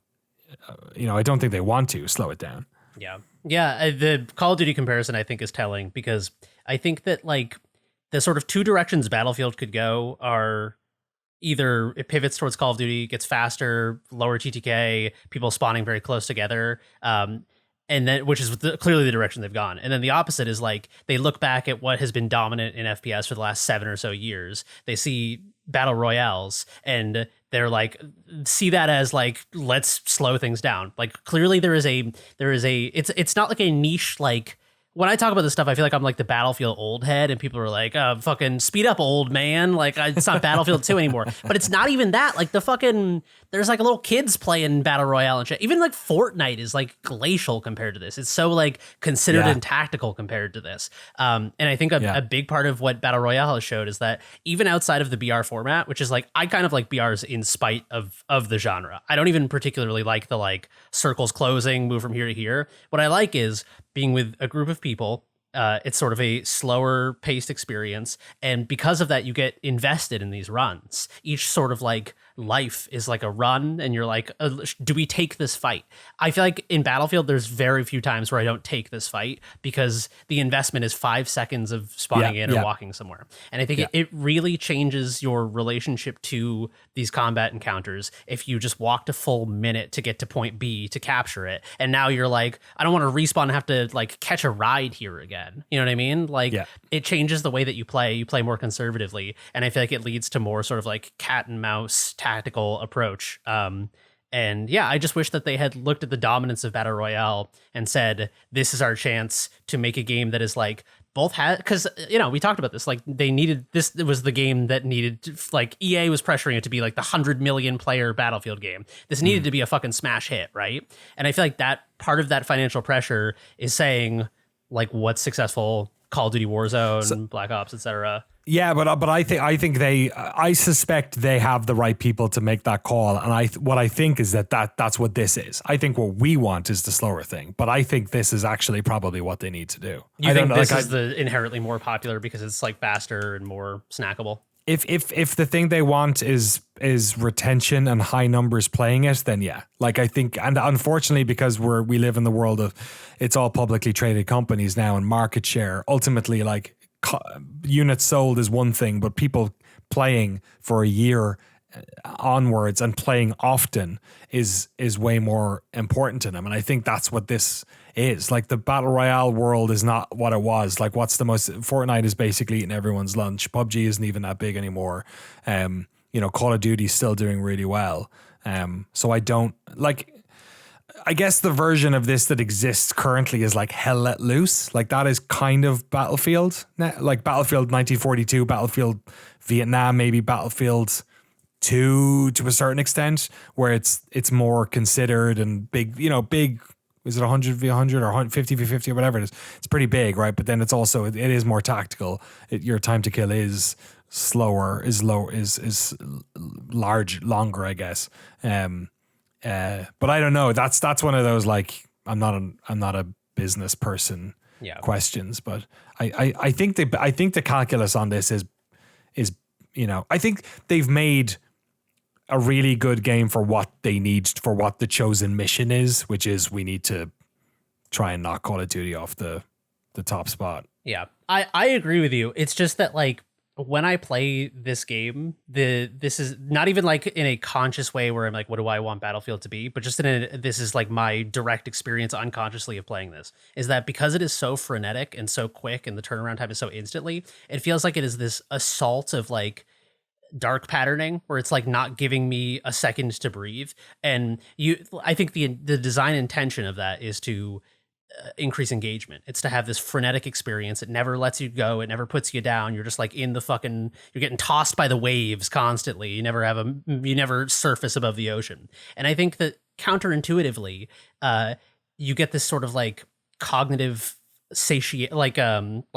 saturation where because it is so fever pitch all the time, it never feels fever pitch. It just feels like that constant action because there's no ups and downs. If you're always up, it doesn't feel up. And so because there's no room to breathe, it doesn't even feel that frenetic or action packed after a while. I would go one step further and say I found this game, and this is really going to make me sound like someone who's about to turn 40. I found this game fucking exhausting. Yes, no, exactly. And not in like a cool way where I was like, it was action packed. It was just like, I just felt like kind of like tired from it.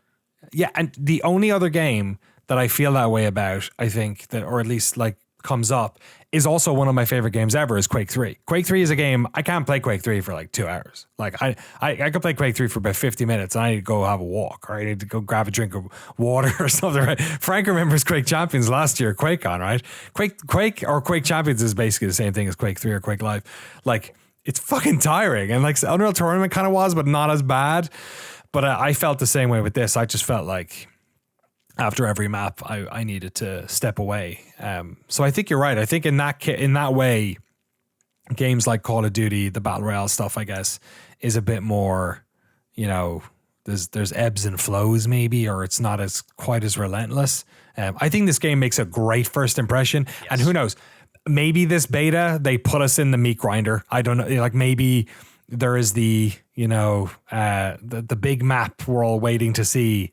Because, I'm not quite, like, there wasn't, the vehicle stuff in these weren't very big. Like, I mean, the Cairo map was tiny, but like the other one, the Hilltop one, even so, the APCs were just like barely going up the side of the, and the tanks were barely going up that little road on the right side. So I feel, I'm conscious of last week where we were like, this game's too fucking fast. And then I played it and I was like, oh, this feels pretty good actually, but it's still a bit too fast. But you know what, the maps are too small. And then next week it'll be like all the fucking big maps come out. You know what I mean? Like, I hope so. I hope so too. I would love to be proven wrong, or it's not even proven wrong, because my hypothesis is that the map size and design and layout is directly the cause of the frenetic pace. Right.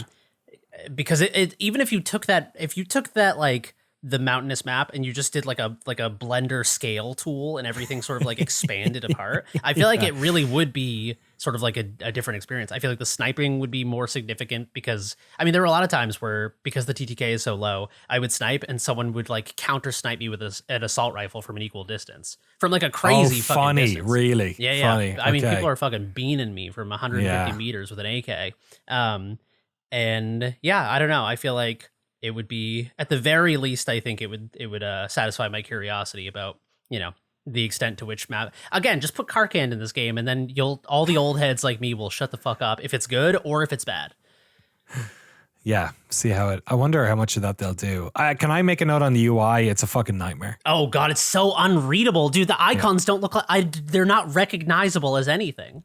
Yeah, everything from the menu to the in-game stuff, I just couldn't. It's terrible.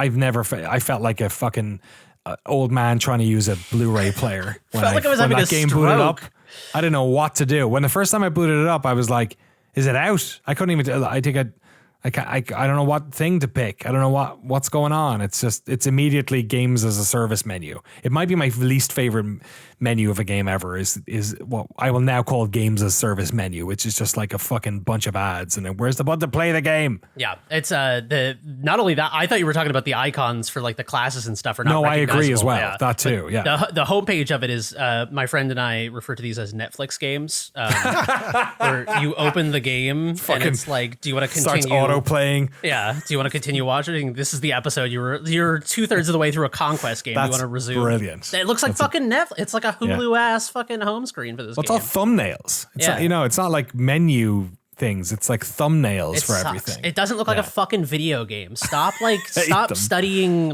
stop Netflixifying these games and just make a menu. And it sucks too because like the game has such good key art. Like you boot up the game and there's like this beautiful digital painting of these dudes standing over a city that's exploding. Make that the menu. Just give me like 4 buttons. Nothing. I dream of a world in which everyone else was inspired by Unreal Tournament 99 with their menu. And was just like, you know what? You're going to start the game and it's going to be a desktop and there's going to be a file button. Do you remember the Unreal Tournament 99? No. It's literally the game loads up. There's an Unreal Tournament background, just the logo. And the menu is a toolbar at the top of the screen that you hit like file, start game, like tools, options. It is insane. Like whoever decided to do that is a psychopath. It's almost as if they didn't finish making the menu for the game and this was just like the tools they had to build the game or something. It's insane, but it works for that game because that game's all about like just like creating a level and doing the thing. I digress. Yeah, I'm excited to play this weekend. I think there's a lot going for it. I think it's better in a lot of ways than I anticipated. And then the things that will ultimately stop me playing this game are similar to what you said. Like it's pretty intense. It's pretty on. My sort of like closing thought on it is that sort of fever, that constant fever pitch of it, I feel like it's myopic in the sense that I think what you're saying about like retention and this is a 100 million player BF2 be a Battlefield game. Like this has got to fucking be the big one. I think this formula of super fast might get people in the door, but I would argue, and I might be wrong on this, but my expert opinion is that I think the more substantial, slower experience that is more inspired by the success of Battle Royale games and their pace, I think that a year down the road, you'd have more people playing that than you would playing something that's like a fucking throwing yourself into a food processor. I definitely feel like games like Warzone and that space, if what they are also trying to do is the thing that's come up a lot in recent weeks and definitely a lot on today's podcast, which is make a game you can play with your buddies.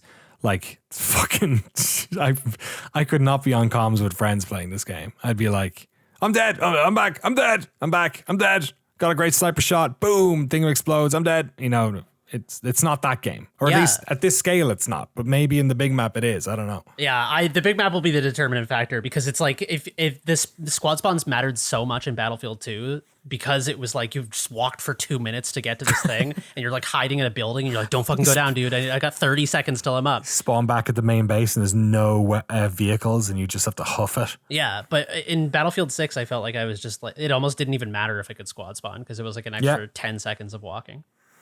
Yeah, and the squad spawns were dying. Like I was like hammering spacebar trying to see when they'd light up again. In combat. You know, you couldn't go near it. I did like that UI though. You can see a little like a body cam of the squad member that you're clicking on trying to spot on. So it'll say like in combat and be X'd out, and it'll be like a wide FOV like police body cam of what they're doing. I thought that was really cool actually. Yeah, Generation Kill up in there. Yeah. So I will have further thoughts on Battlefield 6, I guess, next week. That's all we have for today. I played a bit of Mafia: The Old Country. I got it last night, so I've not really played enough. I'd say that I've played probably 3 hours, but it's super linear at the start. So I feel like I can't really speak much to it. If I'm being honest. I mean, I hear that's like a fourth of the length. Is 3. Like it's really? Apparently like 12 to 15 hours. It's very short kidding. from what I've heard. Yeah, just reading reviews. Oh, interesting. I wonder how linear it is then. That sounds much better than what I think people wanted out of this, which was like a bigger game. Have you played the Mafia series at all? Did you like those games? That's a good point because Mafia 1 and 2 are actually like fairly linear games. Yeah. And then 3 was a bit more of a Ubisofty kind of thing, right? Well, 3 they tried to be more Ubisofty, but it didn't really make any sense. Like the gameplay structure was you would go to those areas and then like clear this district, you need to clear all the gangs out of this district and then take over the district. But like that wasn't fun. The story of it was still linear. So it's like they drifted away from their design of the first 2 games. I mean, it's not exactly the same studio, so it's, you know, whatever, and they got to meet the market, but like that wasn't appealing to me. So hearing that this is more linear from everyone is like actually exciting to me. I want them to just tell their story and have me do really specific things in a big world that looks nice. Okay. That's interesting. Is that what you've read from people, that it is a bit more linear? Yeah, Or you've so like seen reviews? I haven't read a lot of it reviews is like there's nothing going on in the world. Like you're in Sicily and it looks nice, and then you go between locations and you do the missions. It's like what people did with Grand Theft Auto, right? I mean, yeah. What are your thoughts early on with the plot, the characters? What are you liking so far? Yeah, I'm interested. I'm interested in that because like the first Mafia game had like really great. It was just so. It was the way I will describe it, I'd say, is like before Assassin's Creed, it was one of the first games that really attempted to like put you in a time and a place, and they're like, "Yo, cars are shit." Like, welcome to the world of ridiculous cars with like awoga fucking horns on them, and you're gonna race them. Yeah, you're gonna do a race. Really it's gonna slow. suck. It's gonna be awful. Yeah, just terrible. Yeah. Nobody should race these. If you crash, it's like crashing a box of forks. You're just gonna get fucking skewered.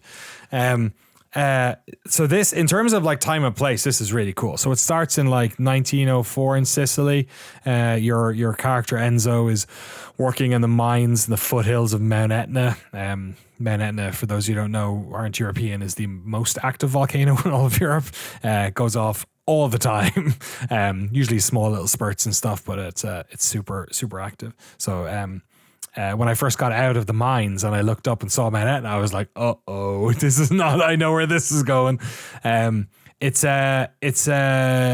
you're basically just sort of like, you know, nobody, your dad sold you to a mine. And then some stuff happens and you get involved in one of the local mafia families. It's obviously Sicily, so there's a bunch of different families that are in control of different cities within Sicily. This would be around the turn of the century. A lot of Italians going to America, going to New York, the East Coast, all that sort of stuff. So all that's going on sort of in the shadow of this. The gameplay has been so I will say, like, it is fair. It is like 90% you have played this game before. Like, press button to drop behind cover, press this button to stealth kill, stay in the shadow, vault over things with this. Horses go fast if you click this button. You have a certain amount of whips to make the horse go fast. Like, you have seen this in almost every game you've played.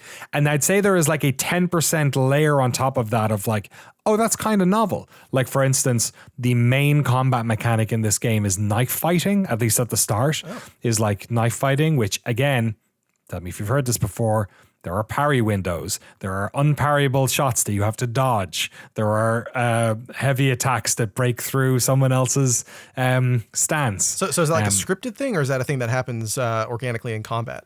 The two times it's happened already for me were scripted. Okay. So that's the thing. I cannot tell you yet. Right now, everything I've done, every stealth kill I've done, it's not quite like the Order 1060 or whatever. What was the year on the Order? 1880. Nice work.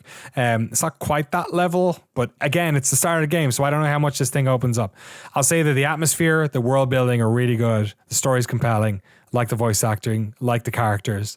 They've already built an interesting world, and I'm excited to explore it. I hope it opens up. I assume it opens up. I mean, that Mafia 2, Lost Heaven was like a city you could explore, and like there was all this like, stuff you could. You weren't necessarily doing side activities, but you had the freedom to do things. It wasn't like Grand Theft Auto 4, but there was like stuff you could see, like bars. You were exactly. There wasn't a 1,000,001 side quest. There wasn't, the city was the level in which the game took place, and I suspect that there's going to be something similar here.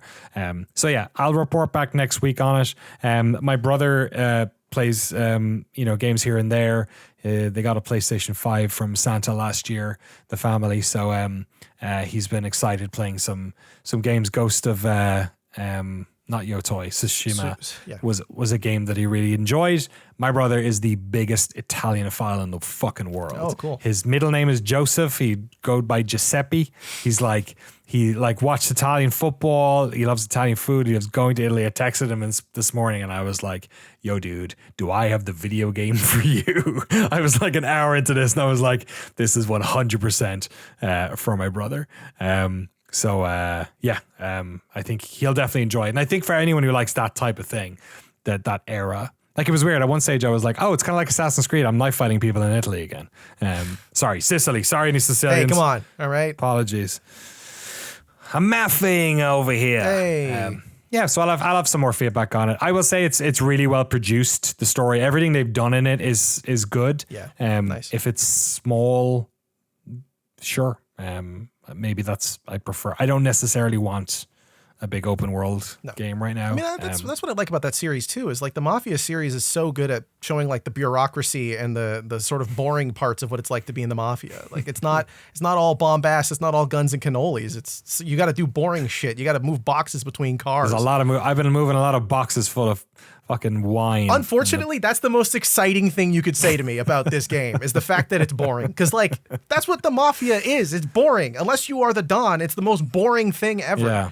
That's and if you think old cars, I don't know if you can drive the cars in this, but a couple of the cars drove past me, and let me tell you, the fucking cars in Sicily are way older than the ones in Lost Heaven or New Heaven. Older and crustier every entry. Exactly. Also, Jesse, since you're into Mafia and boxes, I think you should make a Mafia Sokoban. Oh my God, that's so smart. Where you're in like the warehouse of like, bootleg wine. Yes. Hey, dude, you're like season 1 Christopher in The Sopranos and you're just like moving boxes. Like, I hate this place. I'm going to kill my uncle. You're just the lackey that hates his job. You're just pushing crates. Oh my God, that's so smart. Someone has to have done that, right? I don't know. What would you call it? Sokodon. Sokodon. That's God so damn. good. Perfect. You've done it. And they say you're bad at naming things. I thought you were going to call it Soko 2. No, Sokoban 2. Yeah, there you go. Yeah. Redemption. All right, that's all the games we talked about this week. Battlefield 6 Beta, Jupiter Hell Classic, Phasmophobia for a little bit, Mafia the Old Country, Heretic plus Hexen, the Power Rangers in Fortnite, bit of Doom the Dark Ages. We started the day with The Adventures of Elliot, the Millennium Tales demo as well. Plenty of games out and about there in the world. We have some emails here too, it looks like. Frank Howley. Yeah, if people want to write to us. He's getting emotional about it. Yeah, if people want to send us emails, write to us at podcast@noclip.video or in our Patreon Discord in the podcast chat channel. That's podcast@noclip.video. Our first question comes. Let me drink water. Sorry. Do it. Yeah. Drink some. Drink some. Have some of the vino. None of them speak. I will say I tried to play the game in Sicilian at the start. And there's a Sicilian dub? Yeah, you can straight up. Oh, that's so cool. Yeah, it's awesome. There's no Italian. It's just Sicilian. Good. Which I thought was pretty funny.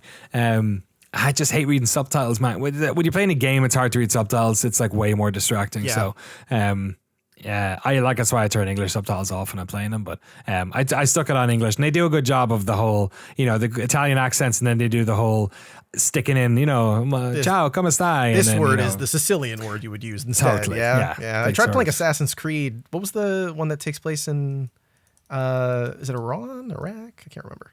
Oh yeah, the Baghdad one, the ancient city of Baghdad. Yeah. I tried playing that one, whatever that one's. I can't remember the name. In Arabic, really cool, right. Except for when you gotta stab people, and then it's like, what did you say? I can't read. I'm fighting. Yeah, I'm with you. Sorry, Frank. No, you're good. Carl had a question. I had a question for the group. How do you prepare for your documentary interviews? Do you keep a stash of baseline questions to tailor for each person, or do you approach it more like a quest designer with branching paths and decision points depending on where the conversation goes? I can talk for myself, and then you guys have interviewed devs as well. When it comes to Noclip stuff, I have what's the best way of doing this? It's almost like a crossword puzzle or something where I have the things that I want to get out of what I want to get out of this. So I have we need to talk about this level. We need to talk about this aspect of the game. We need to talk about this and this and this. And I build that. And it's just a list of stuff that I definitely need. And then for each interviewee, usually I will copy paste that subset into their thing on a Google Doc. So I'm not going to ask a level designer about sound. You know what I mean? Stuff like that. So I'll just there'll be a smaller version of the things that I want out of the person, right? They don't have to get all of them, but as long as by the end I have gotten all of them from enough people, and maybe 2 from one, I need 2 people to really talk about the weapons, or I need 3 people to talk about this particular level or enemy or whatever it is. And that's kind of the way I go. And then basically, the reason I do that is because I don't want to go through a list. I don't want it to feel like it's a like a interview for a job or like a interrogation. And what I like to do is kind of follow them. So I start with super obvious questions for the first like 10 minutes, sort of lizard brain questions, I call them, like things that they don't have to think about. Like, when did you join the company?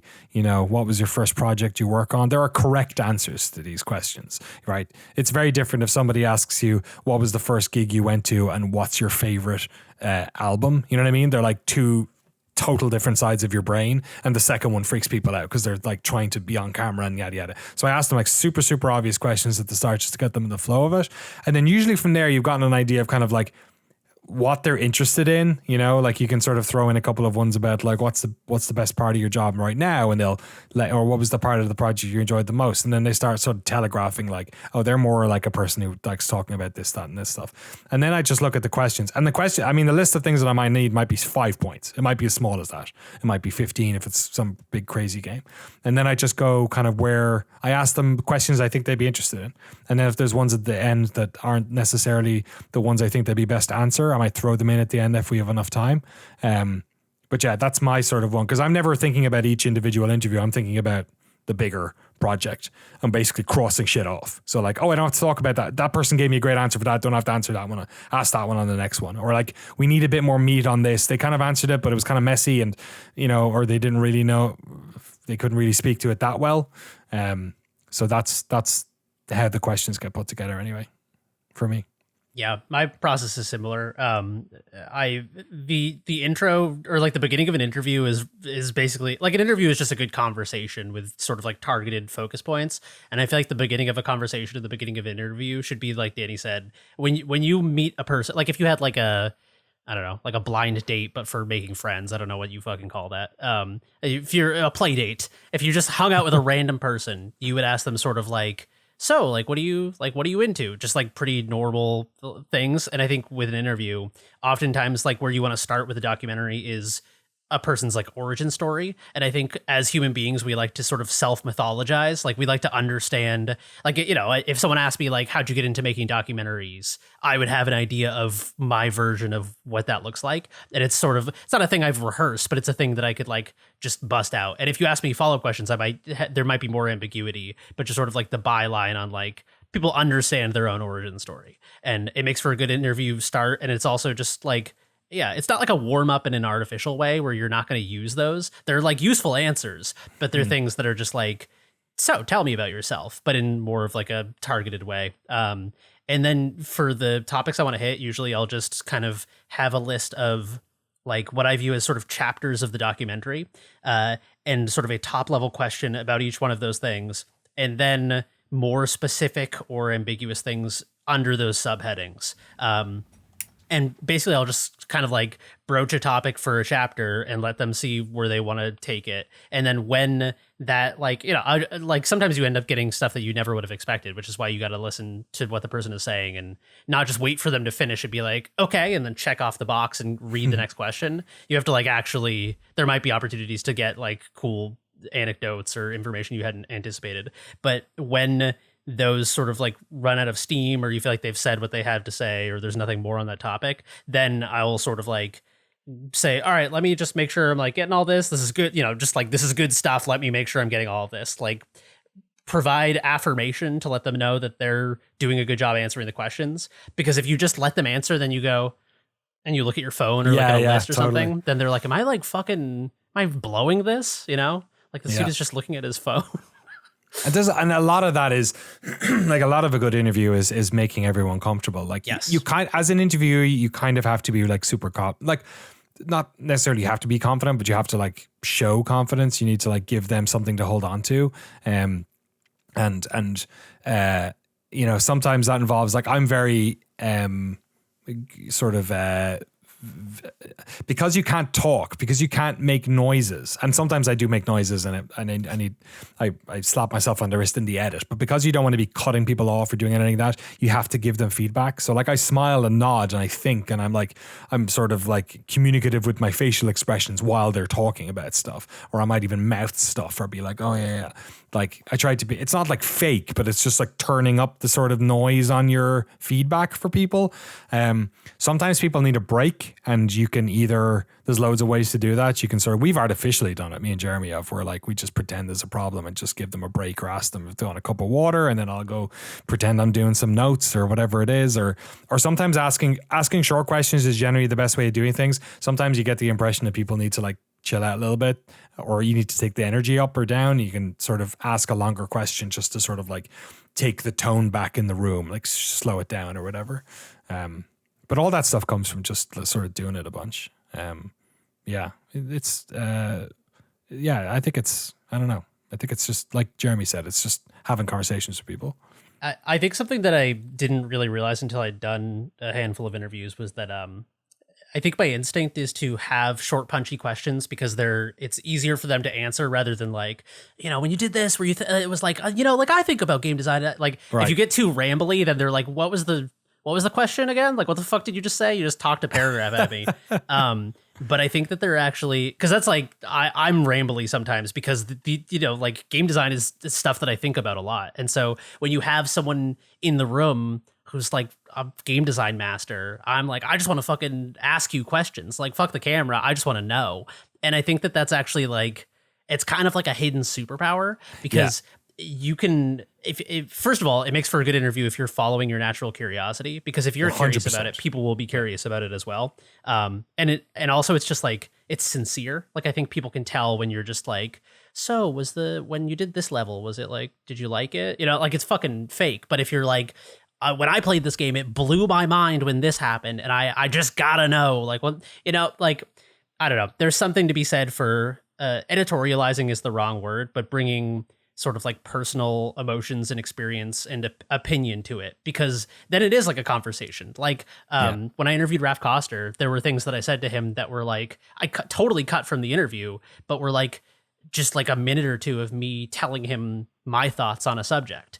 And it's obviously not going to end up in the final cut. I mean, maybe it does for some projects, but like in this one, it did not. But I could see that he was like relishing the opportunity to hear someone from a different generation who is very passionate about game design talking about his game design decisions and how they're perceived by like someone who is a different generation of gamer, had a very different experience, and like, it's like looking back at like Text Muds, games that I was too young to enjoy at the time, and appreciating them and sort of like spotting their influence in later things. So I think all that is to say is that like, it's good not to ramble if you have a direct question, but it's like, sometimes it's good to just be a human being in an interview, not an interviewer.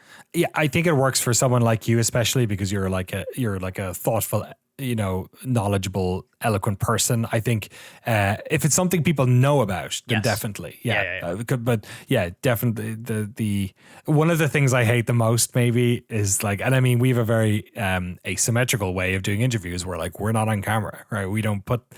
I hate like press junkets where it's like the person interviewing, celebrity A and B, and they are like trying to be buddies with them. Like that thing, that fucking does my head in. I'm like, who the fuck are you? Like that, because that's how I feel when I'm interviewing developers. I'm like, nobody fucking cares what I have to say on camera. But there is a use for it in terms of like almost opening up the space. Like if you talk a little bit, or if you ask a question in like sincerity and curiosity, as Jeremy said, are like the most important things. If you're genuinely curious about this stuff, then people feel like they want to tell you more. I love when people go, I can get a bit technical with this if you don't mind. I'm like, go. Like, do it. I always say like, don't put editors out of work. Like, just you talk. Like, you talk as much as you can. Let's get this on tape, and then like we can always delete it later. But yeah, I think creating the space for people to answer those questions broadly is important. Thanks for the email. Oh, Frank, you're muted. Frank, I think Frank's you're muted. Sorry.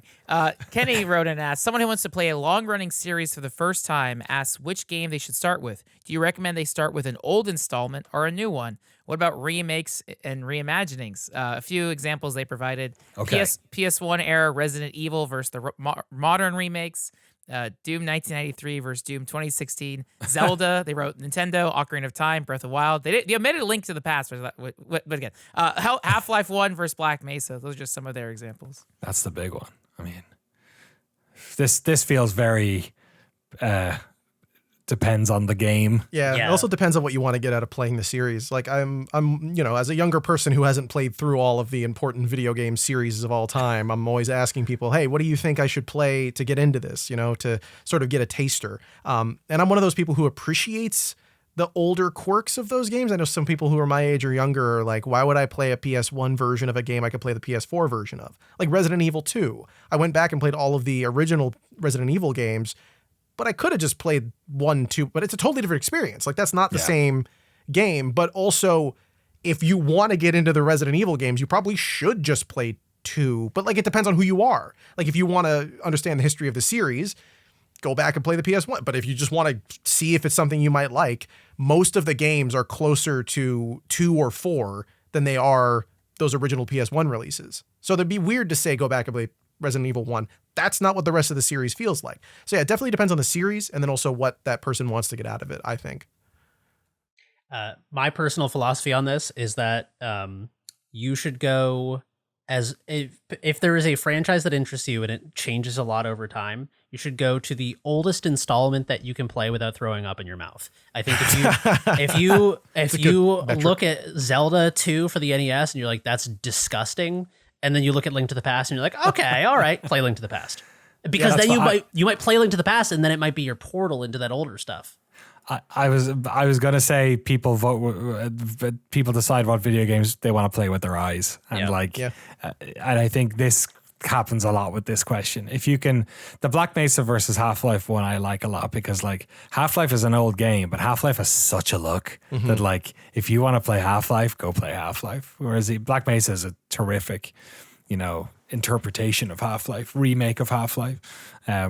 But like Doom, same thing with Doom and Doom 2016. They're like so different games.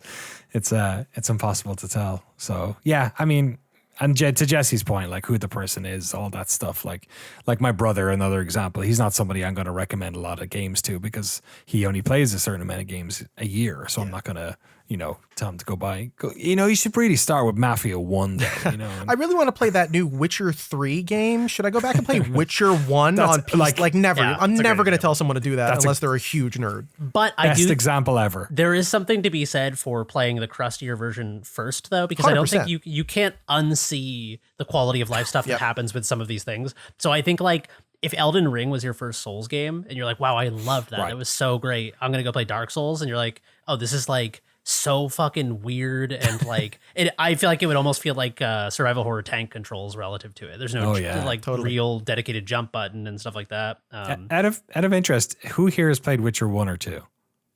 Both, all the way through. I love Witcher 1. I think Witcher 1 is like one of my favorite games of all time.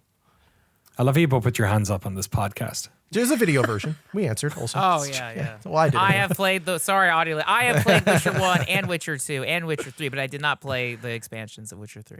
Oh, Witcher 3 still gotta expansion. go back and Awesome, play man. Blood and Wine. Blood and Wine is so good. I need to go back and play You got to do it. Witcher 1 was such an interesting relic to go back to because I know nothing.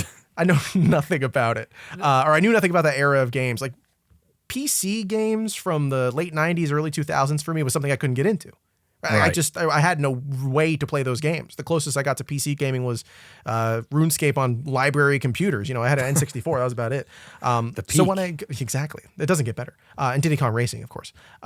We did it again, folks. Welcome back to the Diddy Kong cast. Damn it. But going back and playing those games as someone who has no appreciation for them, it was like that era to me is so interesting because it's like nothing was formalized yet. There was no agreed upon input scheme. Like you think G is going to be grenade. Sometimes it is. Sometimes it's O. Like I was like, I don't know, whatever. Like tab is crouch sometimes. I'm like, what games am I playing? So it was interesting, I think, to go back and play those to get a window into not just what that era was like, but like what the future of video games could have been like if something else was popular. Like this ended up being good and people liked it. So Half-Life sort of formalized first-person shooter controls or whatever, right? But like I'm sure there's stuff before that did it too. But to my point of like, if Fear had done better, it did well, but like if it did more better, would that have been the structure moving forward? It's just cool to go back. Or like Witcher 1 is such an antiquated video game. It makes no sense. The controls make it like you got to switch between swords. There's stances you got to change up in the corner of the screen. It's like, I got to do the whirlwind attack. Why didn't that do any damage? My sword's Take your not good enough. potions before you fight. You got to put the oil on your blade before you